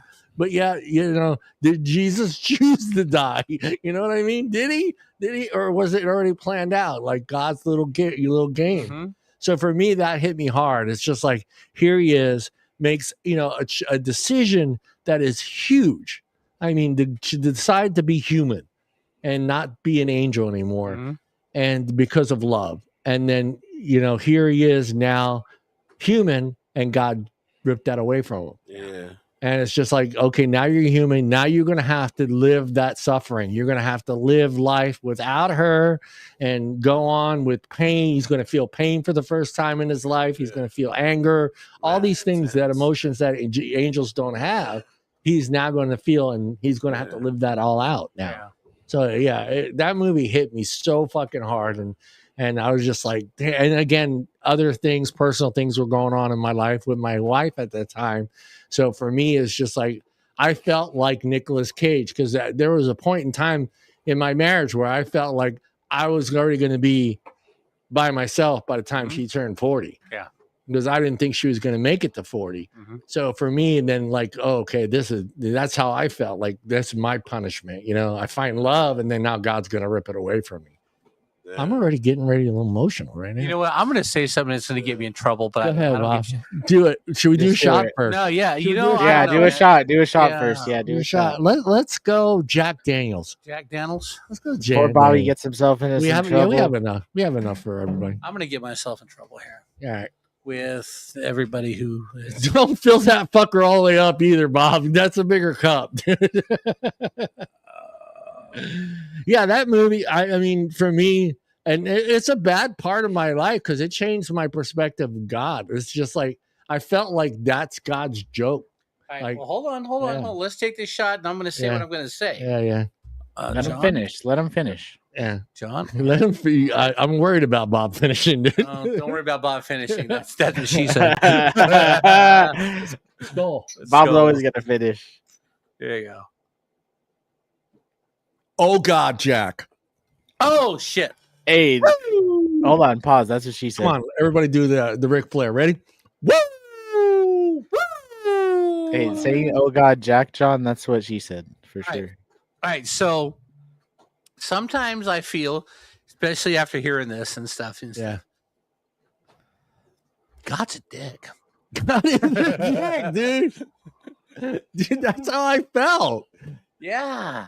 It's like, and It's then like pain seeing it and played suffering. out on the Yeah. big screen for Yeah. me and being where I Yeah, was. it's just, but the I whole was thing like, is just like, you go through suffering for a reason. God gives you something you gotta, something you can. He knows you can handle it, but still, God's a dick for putting me through it. Yeah. Well, it's for me too, growing up as a Catholic and being an altar boy and going to church every day. And for me, it was just like, I felt like, and my mom's like, oh no, it's not about suffering. But if you start looking at you start reading the Bible and you start reading these things and you're like, it's all about suffering. It is. You have to suffer to prove to God that you belong in heaven. Yeah. And I was just like, for me, it hit me. I was like, and then this movie comes out and I'm watching this and I'm like, motherfucker, man, that guy, he chose to fall. Yeah. The greatest thing on earth that God created first before everything, an angel. Yeah. You're the top of the world, and to choose life, to feel emotion, to feel love, to feel anger, to feel hate, all those things, and to finally find someone that you fall in love with, and then you choose to be human. And then that very fucking day, dude, at least give him a couple years, dude. God, give him at least a couple years, dude. Yeah, let him get laid. Let him put a baby in her first, and then have the baby. At least this way he has like. Oh, I thought you were gonna say let her die with the baby, and I was like, oh God. Oh, that would have been fucked up. No, dude, I would have shut the fucking movie off right there.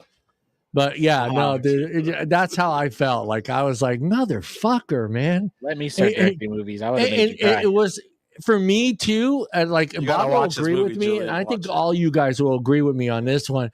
We all kind of can predict the Hollywood ending. Yeah. When it comes to love stories, they're going to find each other. You know what I mean? Yeah. So this is like one of the first movies where it's not a fucking happy ending. So you're leaving the movie theaters like thinking to yourself, motherfucker, dude, God just ripped that guy's soul out, dude, and just said, nope. You're not going to be happy. That's how I felt. Like God said, you're not going to be happy. Here, now you're going to have to learn to suffer. You're going to learn what hate is, pain is, all these things, or you're going to have to learn them. So for me, yeah, that was, it was huge. It was huge. That's what she said. And dude, I was in love with her. Meg Ryan. Meg Ryan. I used to love Meg Ryan. God, she was beautiful. When Harry Met Sally. Oh my God. Inner Space. Yeah. Yeah. And, being that I am a huge Nicolas Cage fan, so. Okay, hold on. We're missing the point. God gave us free will. And we put the first one up? Yeah. Yes, I get that part. He gave us free will. Yeah. It was part of her journey. He just happened to become part of that because he made a choice. Absolutely, he made a choice. Yeah.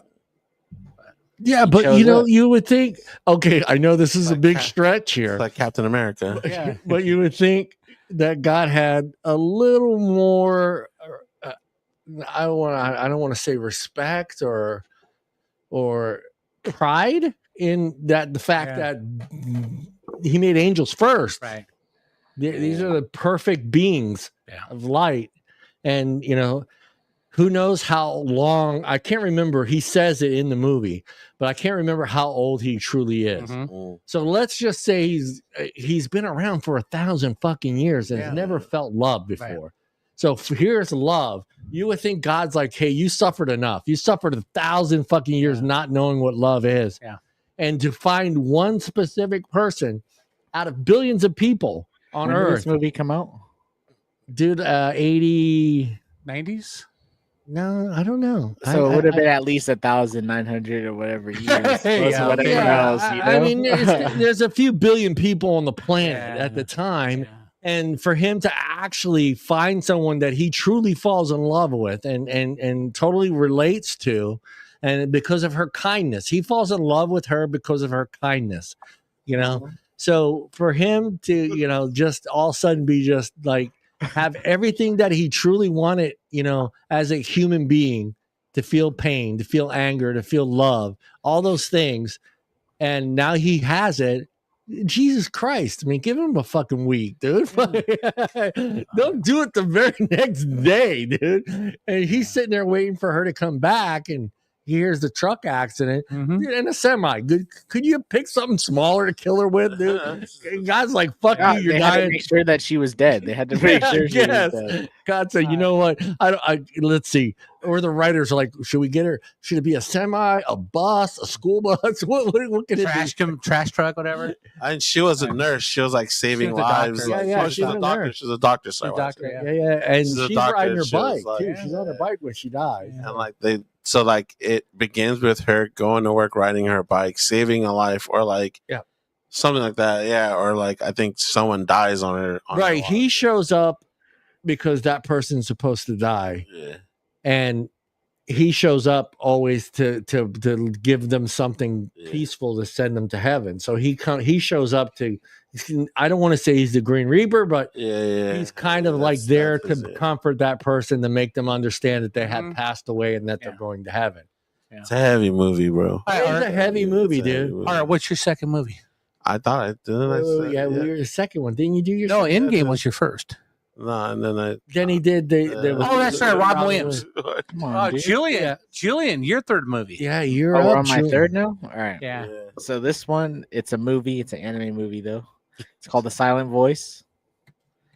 What is it? A silent voice. I can't hear about a silent voice. A silent voice. A silent voice. Yeah. Oh, another anime? I'll give you a time to get the picture up. All right, give me a second here. No, you're good. Let him finish. Yeah.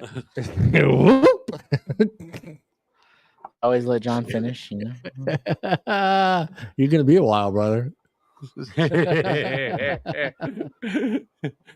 minutes. I don't know. It's never taking you that long. 3 minutes. Yeah. Jesus Christ. It's a 1 round heavyweight. I am all about getting mine. Yeah, it's pretty bad. 3 minutes. That's a 1 round heavyweight fight. What? It wasn't good for you? I'm gonna get mine. You better get yours. What do you mean it wasn't good for you? Yeah, exactly. All right. I guess that's a good picture. That's the main character. Okay, at least he's got black hair. Yeah. So the anime, it starts them as kids, right? So the whole movie is pretty sad, and the reason why it's sad for me is I really do relate to it in a sense of like my brother is deaf, so it's about a deaf girl and him. So when they were kids, he would bully her because she was deaf, and like when I was a kid, I would always see like kids would yell in my brother's ear to make sure he was deaf, and that's like stuff that they would do to that girl. Oh, man, so it hit me personally. So hell yeah. So there's that, and it shows them growing up, and then I think eventually he ends up moving schools, and he gets bullied at this new school that he goes to, because at the first school he was a cool kid, and now he's like the one that's getting bullied. So he kind of grows up feeling what she felt and what he did to her. And so then they get to high school, and he's still getting bullied, and then in high school he kind of like wants to reconcile with her, and he starts to learn sign language so he can talk to her. And so he learns sign language, and they end up like kind of becoming friends, and she kind of is mad at him at first because like, why do you want to be my friend now when you were like so mean to me, and you were the reason why like my life has been so horrible and stuff like that. And so then eventually like they do become friends, and she tries to commit suicide, and he actually ends up saving her. She was going to jump off a building. I believe it was it would have been New Year's, I believe. And so all the fireworks going off, and you can like see him like struggle to barely get to her, and he saves her life, and pulls her up, and then they like their friendship really grows after that. And then it, I believe at one point he does try to commit suicide too. Like there's like other parts, but it just shows him like in his progression through the story, and like how he went from being depressed because he had no friends to befriending this girl that he bullied when she was younger. And he learned sign language and everything, and that's just like, I thought it was a really cute story. And obviously like with the deaf kid getting bullied, that just made me feel like when my brother, like things would happen, the kids were assholes to him because they didn't believe that he was deaf. Yeah, that's see, that hits you at home. I get how that would affect you. Real quick, we're gonna go back to Julian's thing, but those on YouTube that are on X, yes, we can't see your comments, so don't try. I know it says you can't comment, but if you want to comment, because there's 25 viewers there, we don't get to see them on the numbers here. But if you're on Twitter, I posted the YouTube channel. You can click on that, go over there, and we can see your comments. So I know it automatically says you can't comment. So if you want to comment and leave a thought or whatever, and you're on Twitter, or I'm sorry, X, the link is there. You can jump in and watch our podcast from our YouTube channel. I know it sucks that we have so many viewers on there, but we don't get to see them, and we don't get to actually see if they comment. So. Okay. So when it hits home and it affects you like something like that, that would be tough, dude. And I can't imagine that. Is this older? No, it's not even that old. It's pretty new. No. Your brother. My brother. No, he's younger than me. He's younger than you. So you did the good thing, the big brother thing. Yeah. When I was a kid, I would go up to kids, but eventually, like, I did switch schools because I was like older. Like, I mean, there is like, I went to middle school, and then I was in high school for a few years, and then he ended up switching schools and going to a deaf school. So like, obviously, like, he was able to make friends there because all the kids were like him. But like being younger and seeing that or hearing the stories of like things that kids would do, like that's why like it hit home for me, because it was just like I saw that. And even though there's nothing wrong with them for being deaf, they just can't hear you. But it's still like the things that they did were just things that I had heard would happen to him and stuff like that. And it just really hit home. But also to see the character grow, and like it ends up happening to him, and then he feels it, like what he put this girl through. And then like trying to befriend her, and it's like a story of redemption. Like he tries really hard at first to become her friend again, even though she doesn't want to be his friend. Yeah. But he keeps going. I'll and ask he you saves her life. the question, 20 years from now, still, of course. Yeah, right? I think this one is the one that gets me. Yeah, this one will for sure always get me. Yeah, those are tough when it's the bullying ones too. Kind of get me. It's like I think more angry than I am. Oh yeah, like, it's like, you motherfucker. And I did the same thing. I had my little brother, who's his. I'm not going to say his name, but he has a name that rhymes with other words. So I was always, and he was always just sitting there. He didn't care, and I was just, dude, it just pissed me off. I got into so many fights, man. I was like, dude, I even got to the point where I told my mom, can we please change his name? Yeah. Just change his name, dude. That's all. Just change it. Sorry, Art. So yeah, no, those are tough when they go through, when it's something that you're dealing with, like me with the City Angels, dealing with what I was going through, and the possibility of my ex-wife not making it to 40, and me being a single dad with 3 kids at 40. It was like, fuck, dude. God's little joke, Mr. Sharp. All right, Mr. Sharp, you know what? Before you even say your third movie, can it not be a sports movie? It's not. All right. Go ahead. No, it's not. Whatever kind of movie. It's not a sports movie. It's right. And actually I gave this a lot of thought, because sitting here, talking to you guys, and there's an honorable mention one, but I'll do that later. The third one that just breaks me down is a movie called Terms of Endearment. Oh. It's got Deborah Winger and Jack Nicholson and Shirley MacLaine. Shirley MacLaine's the mom. Deborah Winger's her daughter. She's really hard on her growing up. So she marries this guy. They move away. They have 3 kids. The guy cheats on Deborah Winger, so she moves back home with her mom. And then Deborah Winger gets cancer. So there's nothing they can do for her. So she's laying in her hospital bed, and it's the last time her kids are going to see her. So her little girl's like 4, doesn't quite understand. She has a son who's about 7. He's just tearing up. He's just crying. And she's got an older son who's like 12. No emotion whatsoever. Just no emotion. And here's mom getting ready to die, and the 12-year-old has no emotion. And the little brother's like 7, looks at his older brother and just starts ripping him a new one. Like, you don't love mom. You never did. What's wrong with you? You're not crying. And just that whole 5-minute scene there, that little kid yelling at his older brother, and his older brother's just sitting there with no emotion on his face. Because the older brother's trying to piece all this together. Like, Yeah. Like, where we're going to go, who we're going to live with after mom, dad's a dick, and, grandma's going to take care of us. But it's the older kid dealing with his mom dying, but the little kid crying and yelling at his older brother that you don't even care mom's dying. You didn't even like her to begin with. And dude, that just tears me up. I tell you. I don't know, man. Yeah, those are tough ones, man. And then again, this cast, amazing cast. Yeah, amazing so cast, you have actors that can actually, make you feel that moment. Yeah. Yeah, Well, and yeah. that is Here's important. Johnny. Yeah, so Jack Nicholson. So Deborah Winger after she gets divorced, she moves back home with her mom, Shirley MacLaine. Don't cry, bro. Don't cry. And Jack Nicholson lives next door. He's the astronaut swinger, right? Yeah, of course he's a big time astronaut and stuff, and so he's learning to cope with because he falls for Shirley MacLaine. Now Who he's wouldn't? now you got to be like a grandpa type person. But I'm telling you, man, when that little 7-year-old kid's yelling at his brother and yelling, "You don't even like her. You don't even like her. I'm like, stop it." Yeah. Yeah. Those are tough, man. Yeah. Those are tough. So 20 years from now, Yeah, I'm still gonna cry. you're still gonna cry. Yeah. All right, you're up, buddy. I don't know if any of you guys have seen this movie, but it's called SLC Punks. Go ahead, say it. SLC Punk. No, Is that a good picture? Yeah. Matthew Leonard, or yeah, How about this one? We'll do this one. It's big. It's bigger.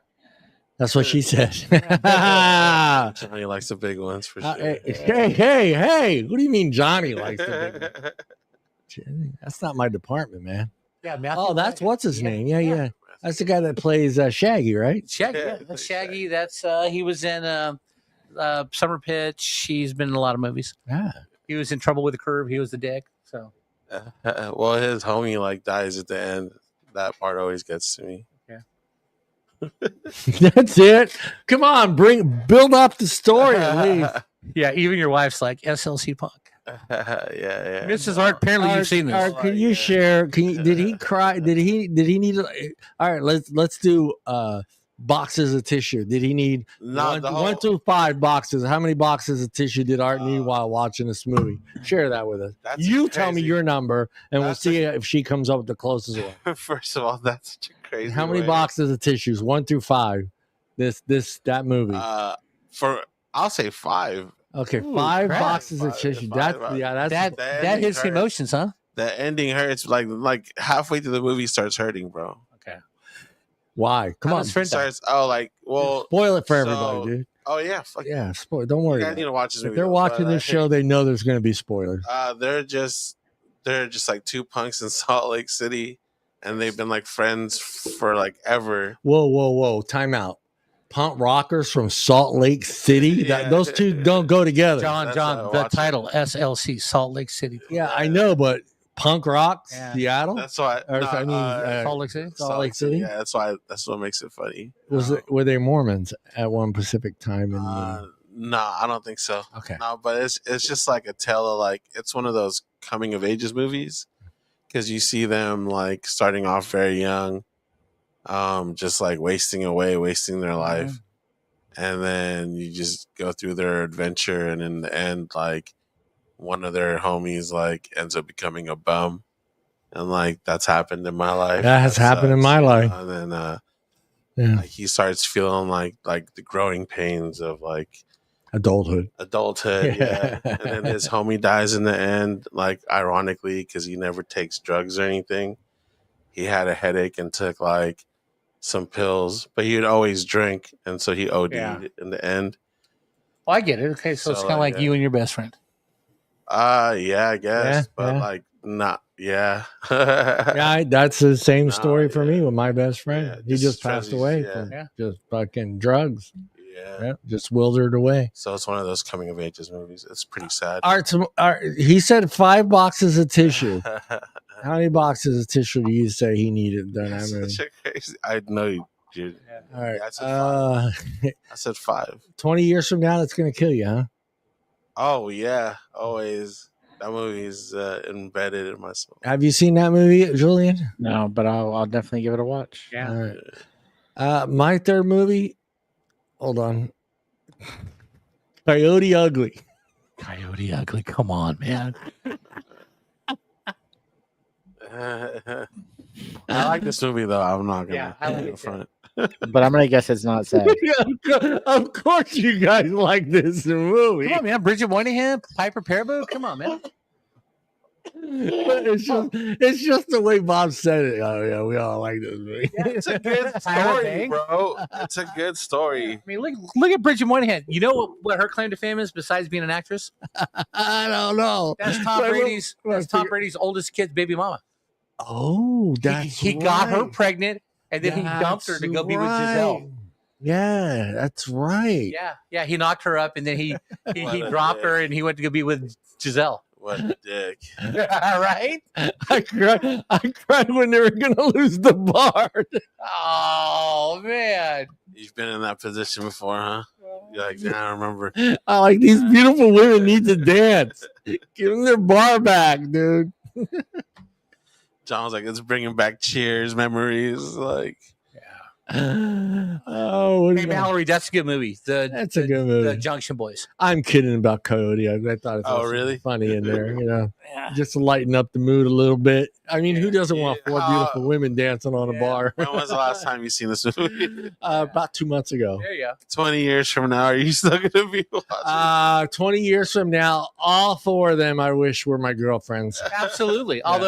Although she still keeps herself in shape. She's on Blue Bloods. Yeah. This But Piper fucking Perabo guy, was bro. on Are you fucking kidding was me? on Yellowstone. She let herself go a little bit. Yeah, she did. Tyra Banks is still fine.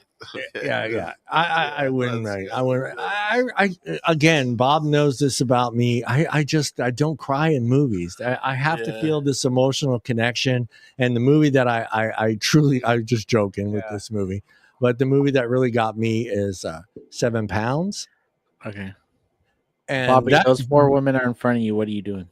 if they're not there, They're in front of me.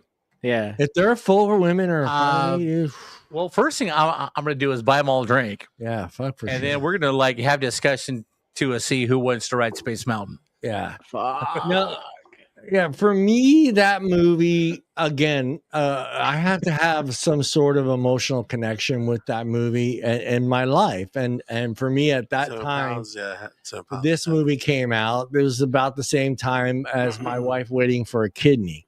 So, and I chose actually, she already got her kidney transplant. So, but everyone knows this story. Will's dying. Yeah, Will's dying. And he wants to donate parts of his body to people that truly, truly need it. His eyes, his lungs, his kidneys. I made a bad decision to watch this with her because people told me, hey, you got to watch this movie. You got to watch this movie. And dude, I'm not kidding. I told Hope this story too. Trina did not talk to me for a week after watching this movie. That's how mad she was at me for making her watch this movie. Really? What? Yeah, because she was because it was so. Oh, yeah, because she's going through it. Yeah. So for me, that movie killed me. I mean, I'll have to say this movie completely broke me down. This was a 5-box tissue movie for me because it was just so emotional. And again, it has to be part of my life for me to actually feel some sort of a connection with the movie, the character. Again, we all know the wrong character for a great part is horrible. It's like, that should have been done by somebody else. For me, that movie kind of just really kind of hit home, and it was just like, okay, we were both just sitting there bawling watching this movie. So, and again, I think one of Will Smith's, for me, it kind of showed me that he could be a good actor. He doesn't have to play the goofy, step or whatever he was on French Prince, cousin. Yeah. So for me, and this was a serious role for him and a movie that I felt like, okay, he can act, because that's an emotional movie, dude. Very emotional movie. So like, if I watch this 20 years from now, dude, I will be on the floor bawling I refuse to watch this movie. It comes up in my thing where I hey, John, suggestion. I'm like, nope. I got you there. I got movies like that. There's one movie though that, as we're sitting here talking, I'm like, I got to give an honorable mention. Yeah. Okay. Guardians of the Galaxy. That got you. I know what you're saying. When they're falling to the planet and Groot just embodies everybody because he's going to save them. Yeah. And Rocket realizes that Groot's going to die. Yeah. And Rocket's just sitting there cheering up, and he's talking to Groot, and all Groot does is, "I am Groot." I'm Groot. I know, buddy, I am Groot. Oh man! Then Rocket tears up. Yeah. Shit, I'm tearing up. Yeah, facts, dude, man, because Groot's giving himself up to save everybody. Yeah. Shout out, Groot. Dude. All right, you ready, boys? Our top 20 from Chat GPT. Go ahead. No, I won't start at number 1 because that's not fair. Start at number 20. Let's start at number 20. Bambi, 1942, number 20. Yeah, Bambi. when I was a little kid, I cried a Bambi. Boom. Yeah. And we get shot from Baby's mom. Again, I need to. I don't know why got shot. I need. No, there's a reason I feel like I shouldn't have to ask this question because me and Bob, I'm sure, are okay with it. But I need to ask this question, Julian.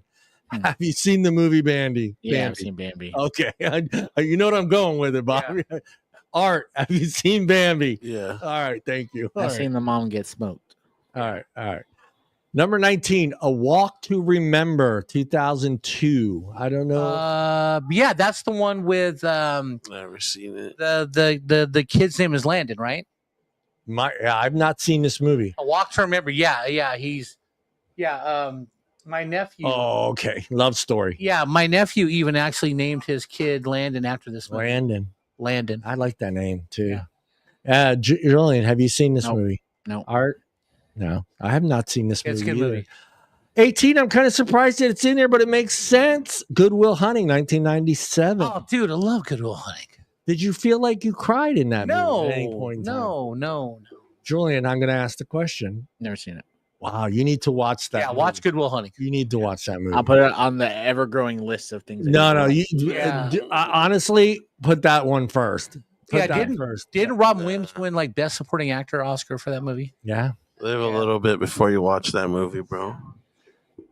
Art, have you seen it? Don't watch it now. Yeah. Live a little bit. Yeah. Like it'll make more sense later on. Yeah. Number 17, Hitachi, A Dog's Tale. Is that how you say that? Hachi? Haichi? I have no idea. I've never heard of that. A Dog's Tale, 2009. I've heard of A Dog's Purpose. Yeah. No? All right, Julian's Googling it. Yeah, I've never heard of that. I've never heard of that one either myself. The Boy in Striped Pajamas, 2008 is number 16. I have no idea. I've never heard that movie myself. I've seen it. I haven't seen it. Is that Julian? Is it this? Have you seen it? Is it worth being top 20? I know you don't know. So. Yeah, it is sad. Yeah, I would say that it is like definitely. All right. Sad. You've seen it?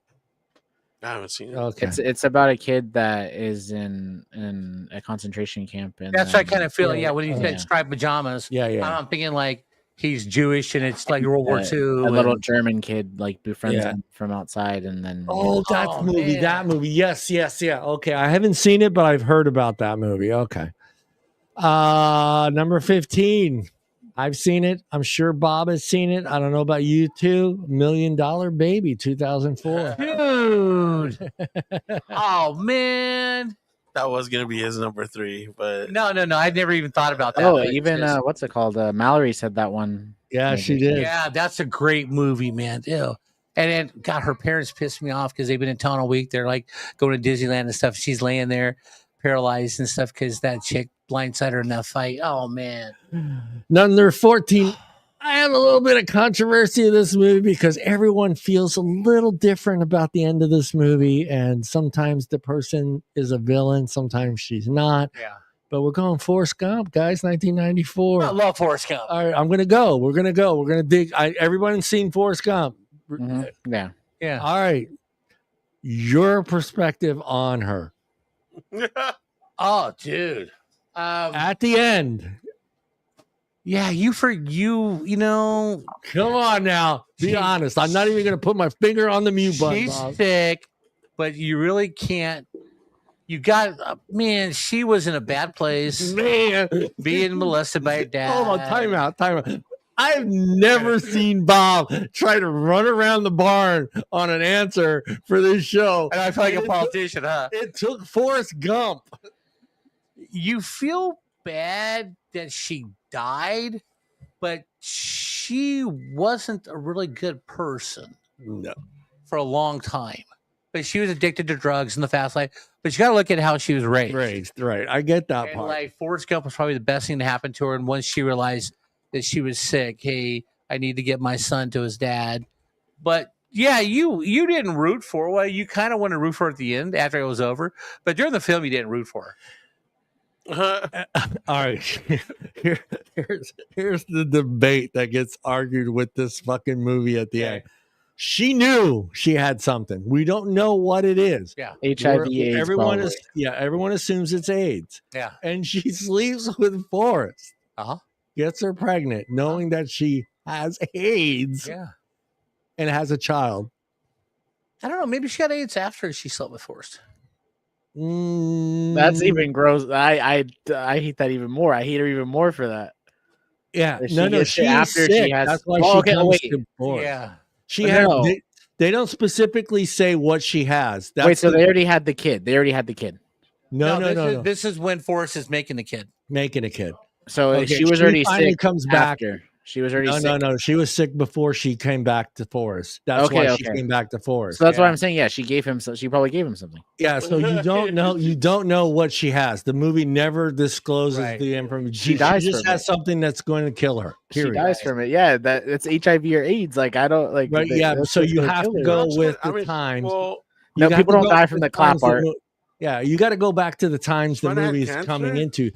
It's now the 80s. She could have had cancer. So your mind is automatically going to go to AIDS. But because you're thinking because she's doing heroin and everything else, it could be a dirty needle. But also, like her lifestyle was she was sleeping with a lot of people and like you said, doing drugs. So it's like it's implied that she got like something like that, like AIDS. Yes. No, she wasn't. She didn't know she was sick. She did. No, that's why she came back to Forrest, because she was sick and she had nowhere else to go. No, I think she was lonely. Lonely too. She wanted some Forrest dick. I'm with Mrs. Art. Okay. All right. Yeah, we'll have to maybe look at that up. But I remember her coming back after she knows she's sick.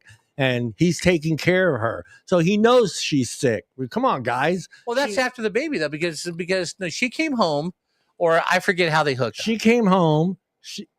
She's sick. He's taking care of her. He sleeps with her.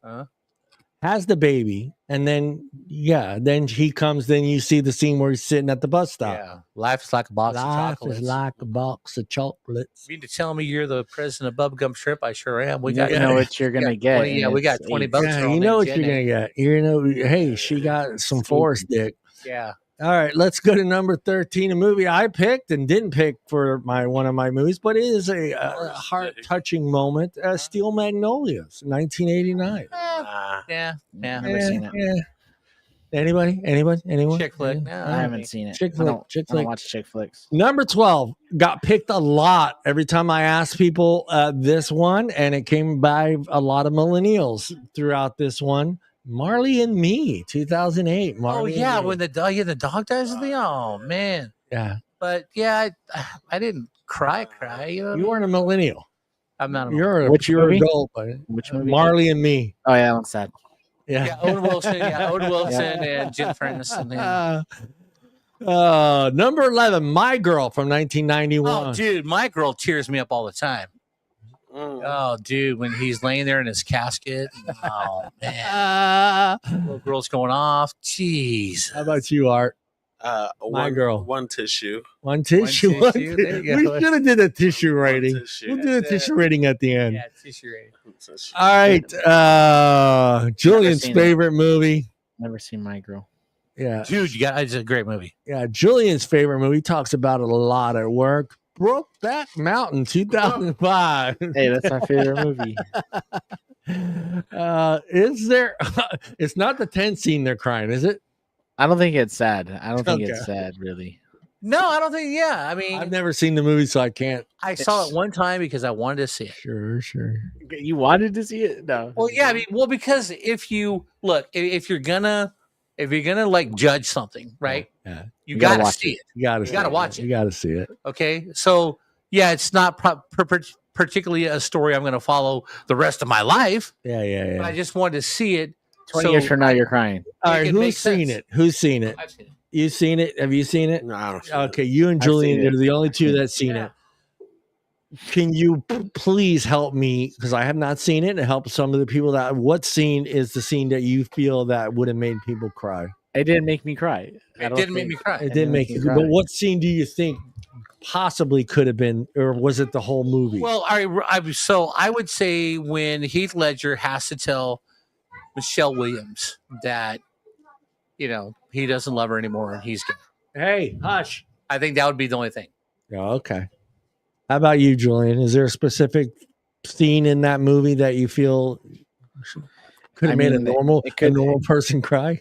Maybe when the two main casts are arguing about how like they have to keep them being gay a secret, because I can't imagine having to keep part of who you are a secret. Right. I guess. Yeah. No. I'm going to say this. I did cry happy tears when Anne Hathaway's with Jake Gyllenhaal in the back of that limo, and she's topless. I did cry happy tears there, seeing her topless.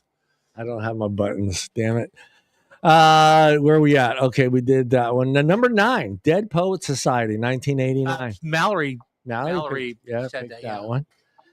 The Pursuit of Happiness, 2006. That was I didn't cry. It was sad. I feel like I've seen that one. Fresh Prince, Will Smith. Oh, with the little kid. Yeah, he's trying to sell that piece of machinery. I didn't cry. I didn't cry. Yeah. Julian, have you seen that movie, buddy? I've seen it, but I didn't cry.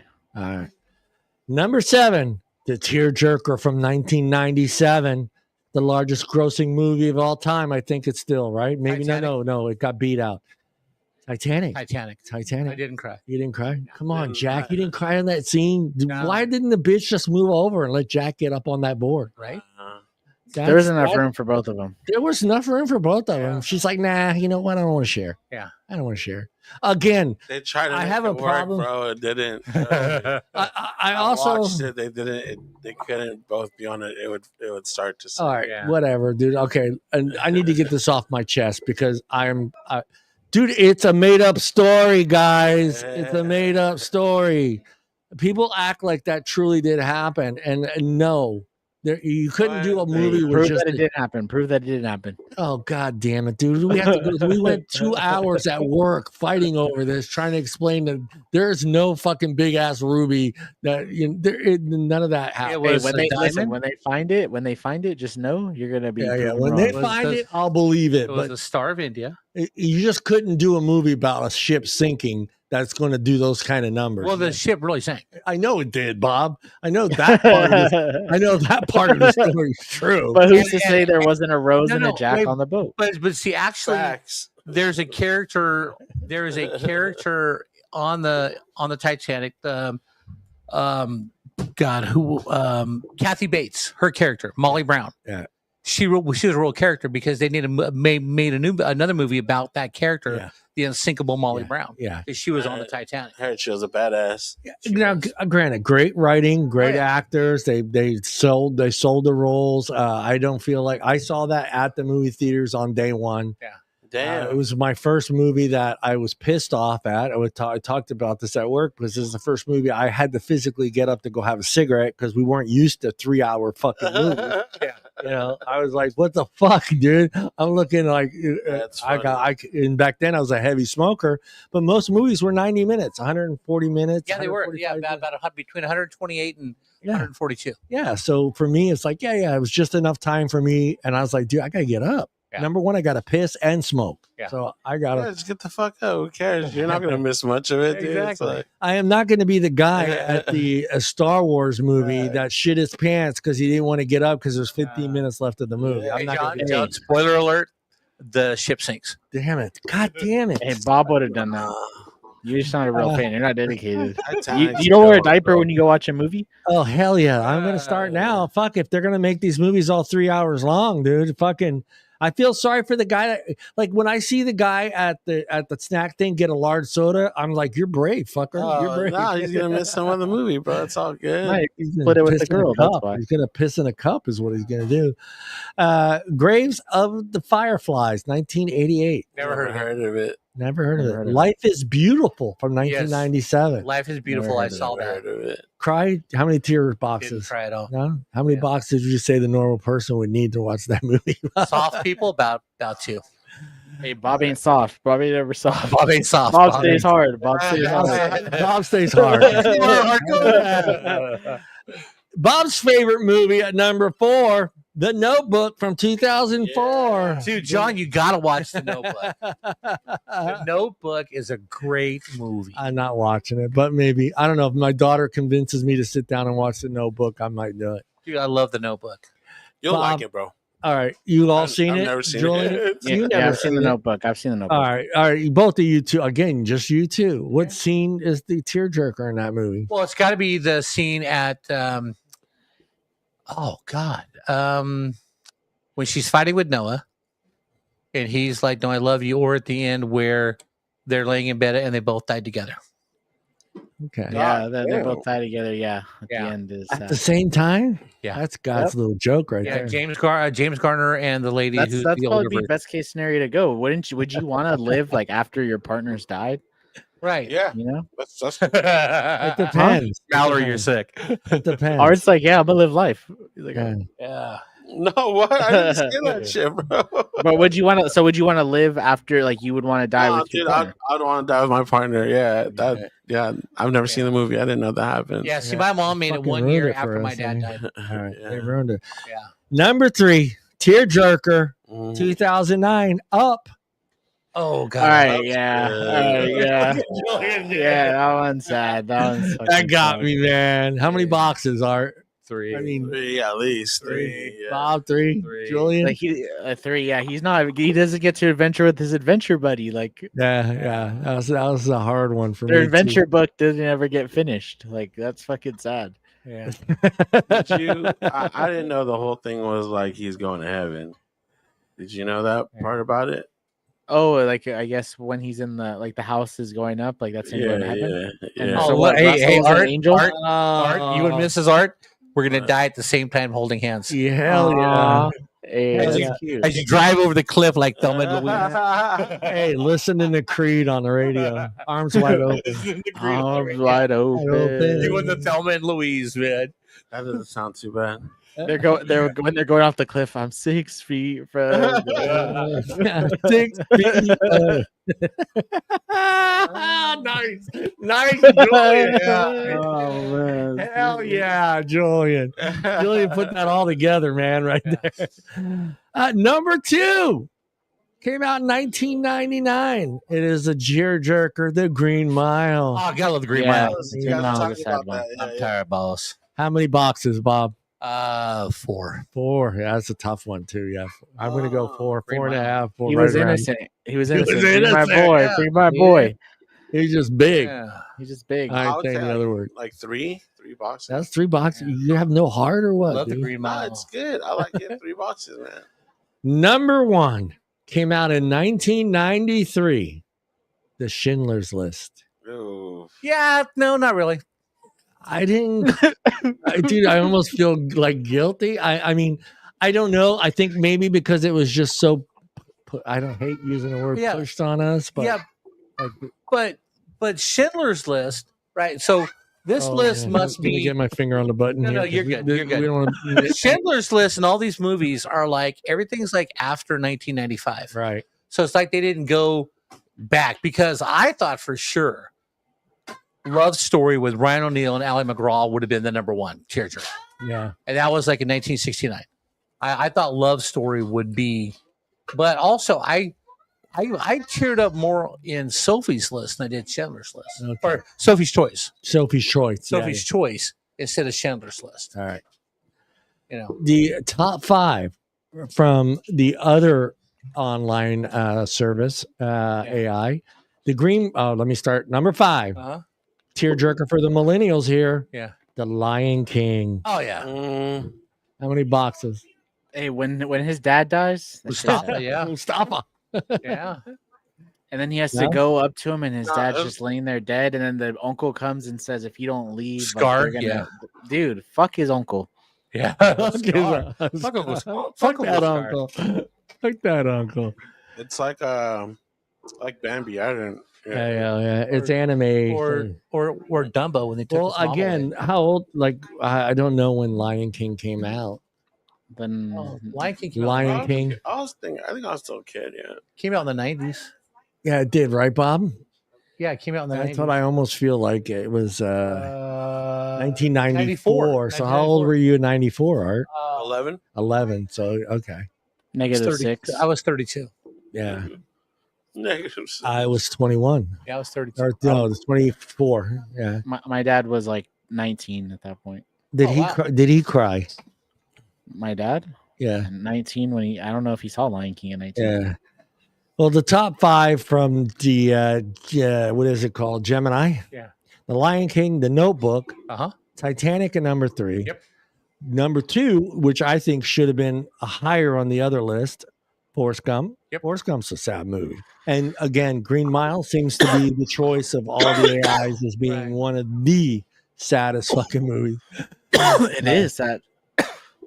And that's as we're going to prompt to the questions. Is The Green Mile the saddest movie ever made, Mr. Sharp? No. No. No, because I think A Love Story with Ryan O'Neal and Ally McGraw is probably for the people So I'm not going to say boomers because now they renamed it the Jones generation. They did? They Yeah. changed it? The All right. Jones generation, right? I like that better. So the Jones generation and the X, the Generation X, Love Story is probably the saddest movie ever. Okay. Art, I'm surprised they didn't have Never Ending Story on there. Yeah. do you feel that the Green Mile is the saddest movie ever made? Nah. Nah. No. It's sad, but It's a sad movie. I'm with Bob. I don't think it's the saddest movie I've ever seen. Or- Yeah. I don't think I I think it'd be up there on any list though. It should be up there, top 5. I agree with you, top 5. It should be up there, but being that, I mean, if I even do it again on another chat service or another AI service, it seems to be the number 1 pick from AI. really. That's the wonder Green why. Mile. Well, I think, Braveheart, when they finally kill him Yeah. at the end. was probably a Dude, just little a sad. speech alone in that movie gets you Yeah. fucking all. Oh, dude. Yeah, dude. Just a speech in that movie. Yeah, you fought with Wallace. Now fight with me. Yeah. Down the Brandenburg. For the youngsters, the millennial and the Gen Z, does the Lion King still hit the same as an adult? Yeah. Yeah, you still feel the same way you did when you were 11 when you see certain scenes in the Lion King that make you sad. Nothing makes me sad in that movie. Okay. Mrs. Art, yes, of Mice and Men. God, that's sad. Oh, that's so sad. How about you, Julian?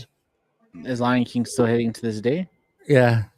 Yeah, it's sad, but I think it's more sad now that I'm older and can understand because before it's it's kind of sad, it's his dad died, but now as an Okay, now- adult, Now I'm it's like the oh, father-son dynamic. Yeah. yeah, it's like your dad died. Now keep in mind, Green Mile, Forrest Gump, Titanic, The Notebook, Lion King, your top 5. And the next question, Mr. Sharp, Yeah. which one of these movies would you show someone if you wanted to guarantee tears? Guarantee tears Oh, those movies? of those 5 movies. Green Mile, Forrest Gump, Titanic, The Notebook, The Lion King. Notebook. Notebook. Mm, You want them crying, maybe. Mm. You want to lick the salty tears off their face. It's hard because I wouldn't pick any of those movies, but I guess Green Mile. Green Mile. Yeah. How about you? Same. I wouldn't pick any, but Green Mile would probably be the saddest one on there. Yeah. I'm with Mr. Sharp. If I'm with a girl, The Notebook, because the girl's not going to get green. She'll get it, but Right. I don't feel that the connection would be there. If I'm with my buddy and I need my buddy to cry, Green Mile. Green Mile. Yeah. That's how I go by it. The pet trauma section. Here we go. Number 6, Marley and Me. Mhm. I don't know how to say it. HACHI.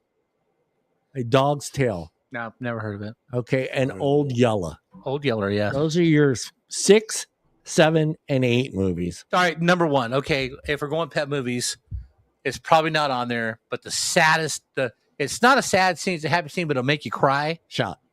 Homeward Bound. Homeward Bound, yeah. Well, for these guys right here, it's All Dogs Go to Heaven. Yeah. Oh, yeah. All dogs that's- have. No, That's mine their- is when Airbud missed the shot. That Airbud. sounds me. I got everyone pissed off at me when I said that last night. I was like, yeah, that's when Airbud misses. But actually, though, there's a movie called The Dog's Purpose, and there's a scene where, so the dog keeps getting reincarnated into different dogs throughout his life. Oh. And one time he's a police dog, and the policeman he's working for is really sad because his wife died, right? So they're doing a raid, and the bad guy's got the drop on the cop. He pulls out his gun, and he shoots the cop, but the dog jumps in the way and kills the dog. That is sad. Yes, Homeward Bound, but A Dog's Purpose. Yeah. This is the movie that we're talking about. Let me put it up on the screen. That's the one that comes up. Never saw it. I've never seen this movie. I don't even know. I honest to God, I don't even remember seeing a trailer to the. And there's some big names on this. Yeah, There's Richard Gere, and Joanne Allen. Yeah. I do Joan not Allen, remember yeah. this movie for the life of me. Yeah. And it's a Kia dog, so I know that. Okay, Look, if you Should- want to get into like pet movies, Pet Cemetery. no, like the heartwarming pet, like Yeah. love your soulmate in a pet or whatever Yeah. movie. It's a long one. You got to go through this journey, but it's called John Wick. Oh God, John Wick, they killed his I dog. knew it was going there, dude. I could tell Art was going there. Hey, if you haven't seen John Wick 4, it completes the series. That little yipe at the end when he kills it, that one did kind of like, dude, that fucker just killed the dog, dude. It's Yeah, like man. all you hear is, "Oh!" It makes and you that was it. just And it went you quiet. go through that journey. Any dog lover would. I get you. I hear you. John Wick. Should pet death movies be banned? Nah. No. No? No. You're okay with them, Julian? With what? Should pet death movies be banned? No. All right. And don't make here's the no next sense. question. Which dog movie hurt the most and why? Which dog movies hurt the worst? Yeah, for you personally. Well, for you, it's got to be Old Yeller, right? You said Old Yeller. No, I'm going to Dog's Purpose, man. Dog's Dog- Purpose. Yeah, because when he was the golden lab and the kid grew up with him and the kid's away at college and his mom calls, by the way, the dog died. You know, it's just, man. Okay. How about you? Which dog movie hurt you the worst? I told you, bro. John Wick. John, goddamn John Wick. How about you, Julian? Marley and me for sure. Marley and me, yeah. Put up the comment from Mrs. Art. The last one. Yeah. Off topic, but Art once told me, hey, let's watch this nice movie about a man and his dog with Keanu Reeves. And I was great. And ended up with John Wick. I was so pissed off. Nice Art. Yeah, well, he got us with his 2-finger thing, trying to save someone. I thought he was being he so did it on John. Dude, I thought he was being totally serious. We all go silent. Yeah. Because we're like, all right, Art's going to throw out some fucking health knowledge here to save someone's life. And Art's like, jam a finger up his ass. I'm like, whoa. Wait, no. People do not do that. Is it wrong that filmmakers weaponize dogs against our emotions, Mr. Bob Sharp? Absolutely. Yeah. Absolutely. Yeah. Why? I mean, if you could write a love story, people fall in love. Yeah. And there's people like I have a cat that I'm really attached to, so Yeah, but I have loved a couple of my dogs. I'd go kill people. Yeah, exactly. I have loved a couple of my dogs I harder love than I have loved Kill women in my people, life. man. Because the movie sucks, she said. Childhood trauma revisited. Number 9, My Girl. Yes. And Toy Story 3. Oh, Toy Story 3, yes. I didn't want to bring up Toy Story. That's all Hey, right. what about I Toy know. Story 2? Toy Story 2. When somebody but- loves you. Do it, Julian. Dude, sing it, Julian. Oh, you. He's man. We gonna gotta get that cry. on karaoke, Art. We gotta get that on karaoke. When Here's- Jessie gets taken away and she's the toy. Ask Art. Art hates that part. Dude, that movie though, I mean, it doesn't matter. Like it makes you feel like you makes you think back of the toys you just kind of you did just toss to the side. You know, you didn't play anymore. You were too big. You know, you didn't. You Think about know, how those toys and felt. it makes you imagine what if that toy did have a like fuck you, bitch. You Play know, with me. Yeah, when That's- somebody loves you, man. Somebody. Yeah, Toy Story is Sad, bro. yeah. I don't know. Did you guys watch? Art cried Toy Story. Hey, can someone get Art some tissue? yeah, we need some tissue. Get Art some tissue. Art cried in Toy Story too. Thanks, Mrs. Art. Thanks. It's Toy Story 3 secretly made for adults. Yeah. All right. Was My Girl the first movie, first time a movie trauma hit for you as a kid? Now, I don't remember My Girl. So I don't remember that movie. Anna, God, what's her name? Anna starts with a C. Anna, and then Macaulay Culkin. They were best friends. My Girl. Right, they were best friends, and then I then did Macaulay not watch this Culkin goes movie. out because Anna, Anna Chomsky or whatever her name is, she forgot something out in the woods. So Macaulay Culkin goes out to find it, and he gets stung by a bunch of bees, and he goes into anaphylactic shock and dies. Yeah. Fuck that. I don't want to watch that shit. I was that movie. Dude. Fuck. All right. Right? You've seen that movie? Because that came out in I've seen that movie. 1991. Thomas J, man. Thomas Yeah, J I've was seen my that boy movie. right there. Yeah, I did not see that movie. Yeah, and her dad was a mortician. Oh, that's even worse. Yeah. Fuck that shit, dude. Yeah. I think I would probably bust out. Art's crying right now. Oh man. But yeah, that shit was hella sad. I still Dan right, Aykroyd's in Mrs. it. Art? Jamie Lee Curtis. Yeah. Okay, there's some big names in there. Yeah. Big names in there. Dan Aykroyd. All right. So that's for you. Well, which one messed you up more? In the multiverse, this guy gets left home alone and like Yeah, right.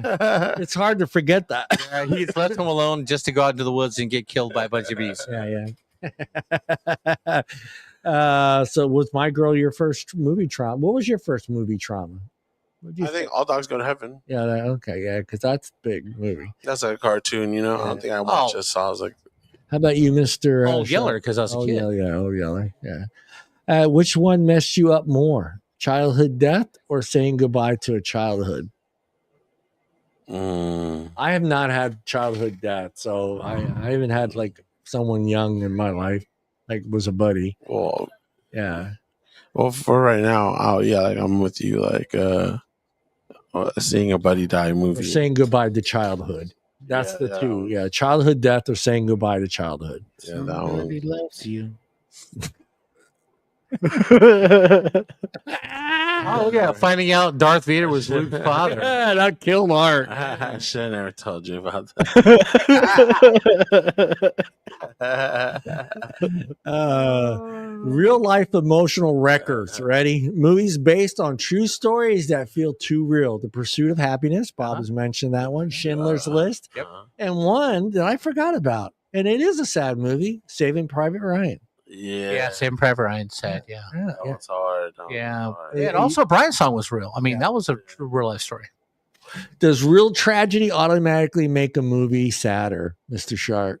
Yes. Yeah, it does. Because you kind of know the history and Yeah.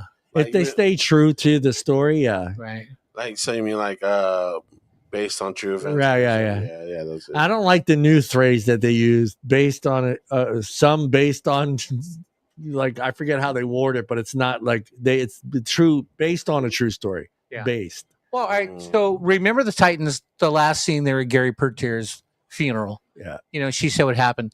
I mean, I got choked up, but I didn't cry. Yeah. But because it is real life, it did hit kind of hard. You know what I mean? Yeah.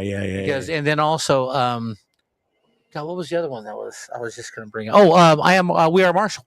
We Are Marshall. That, At the last game of the season, you know, that all the kids come together. Yeah. and they finally win a game, but because of the tragedy the year before where the whole football team died. My sports movie is Coyote Ugly. Yeah. Yeah. Okay. Which performance was more emotional, Will Smith's or Tom Hanks? And again, remember the movies: The Pursuit of Happiness, Schindler's List, or Saving Private Ryan. Saving Private Ryan. Yeah. Dude, wasn't Tom Hanks also in The Green Mile, correct? Yeah. He was in the Green Mile. He was the guard. Yes, he was. Yeah, he was the There's guard. been a lot of sad movies. Yeah. Who cried during the one where he's stranded on an island? Oh, Castaway? Wilson. Yeah, when Wilson gets away. Wilson. Yeah. But you know what also was like what like kind of like got me real emotional was when it comes back and then Yeah, I know where he finds out Kelly's remarried. Yeah. And he goes to her house and it just she wants to come back to him, but she can't. You can't. She got kids. She got a kid, yeah. Moved on. Bitch should have waited. Yeah. No, I'm kidding. How long was it though? It was like 15 years, wasn't it? Or 10 years? Yeah. 15 years? No. No. 7 years? 7? Yeah, because she had like a little 5-year-old. Yeah. It was like 7 years is still. Yeah. But 2 years, that means she got Hey, over it. man, Like there was no body that means- found. There was no body found. She should have waited. Yeah. All right, with that one, I gotta go though because I gotta get to sleep before work. Okay. All right, man. Are these movies too heavy to rewatch, Mr. Sharp? What?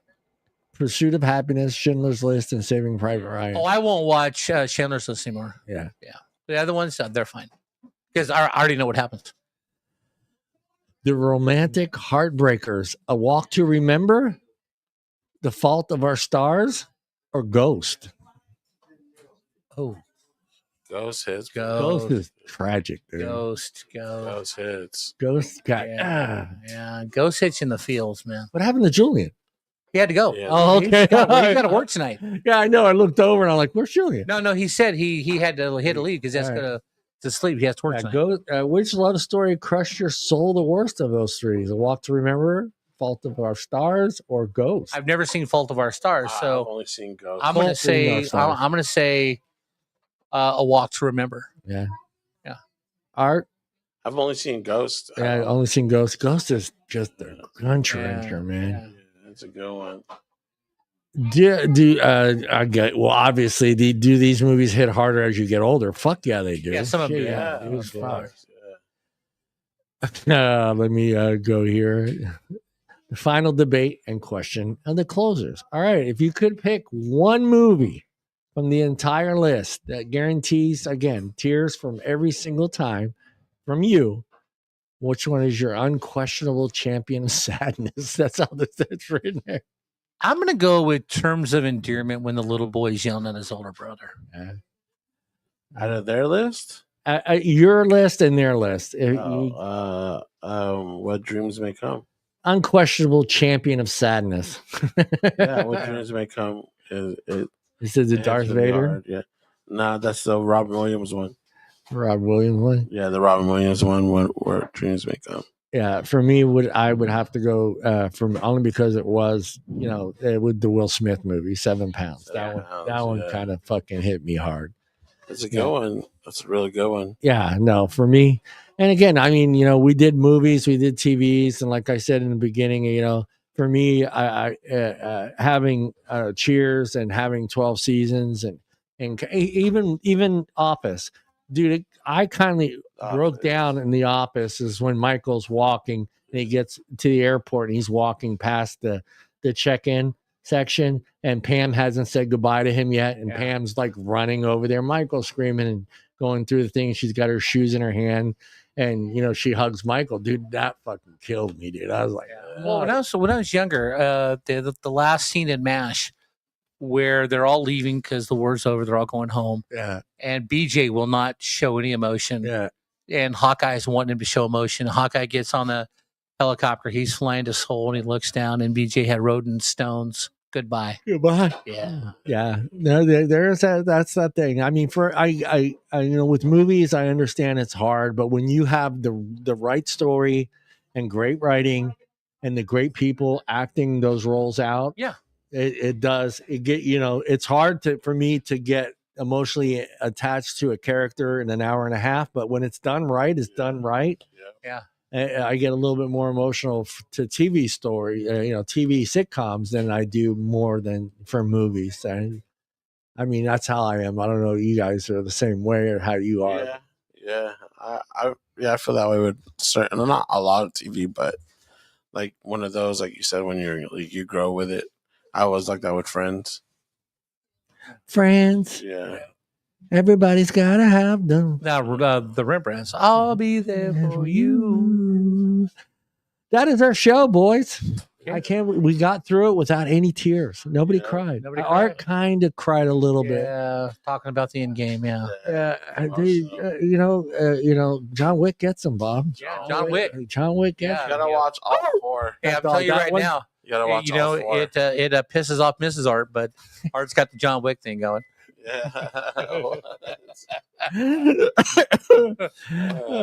So yeah, we answered our movies and we showed you guys the top 20 list and some good movies. Sorry for anybody out there that we spoiled the movie for you. Yeah, But my bad. you should have figured that out if you joined us that we were going to spoil. But we are much older people here, so we've seen a lot of movies. If you haven't seen those movies. We picked older movies. We picked older ones. So Yeah. I was surprised all of us did not pick a Christmas movie. yeah, Wonderful World, or none of us. And those are gun trenchers, man. Those. I'm good. Come on, Bob. Santa Claus always delivers. You know, it's not Yeah, but It's a Wonderful Life. Oh, yeah, but I love Miracle on 31st Street. Look. I'm gonna just so you guys Toy know, Story. The poor kid gets shot in the No. eye, Bob. just so you guys know. Okay, I'm sorry if I ruined that for anyone who's not seen. It's a Wonderful Life. Yeah. Is my all-time favorite movie. Yeah. You asked me what my favorite movie is. It's a Wonderful Life. It's a There Wonderful you Life. go. It's a great movie. It is a great movie. Yeah. But I was surprised none of you guys picked, one of those. I didn't cry though during It's Wonderful Life. You didn't cry. Well, if you watch it now, you think would it affect you? I watch it every year. Oh, you watch it every year, and it doesn't affect you differently as you get older. You know what?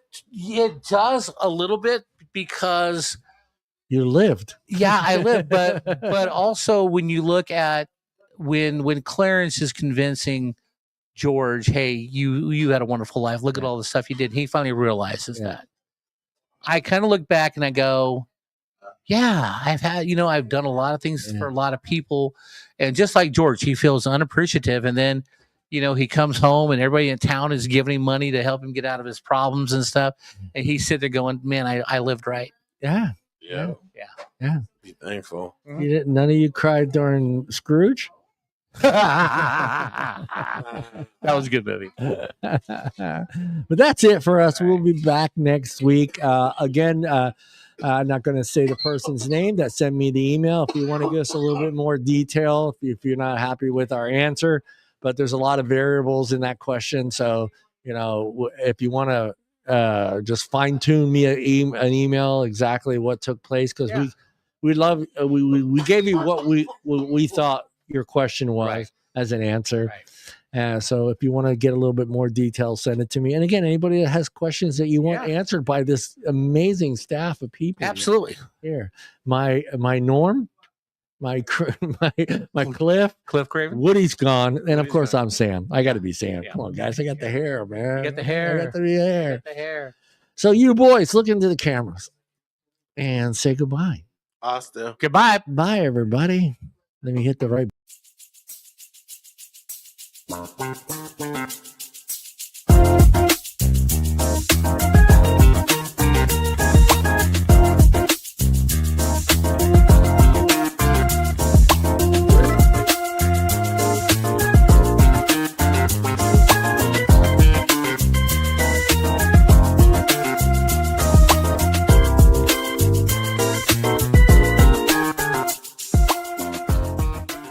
Big shout out to all the hot moms out there from the boys here at the Afternoon Delight podcast. We see you, ladies.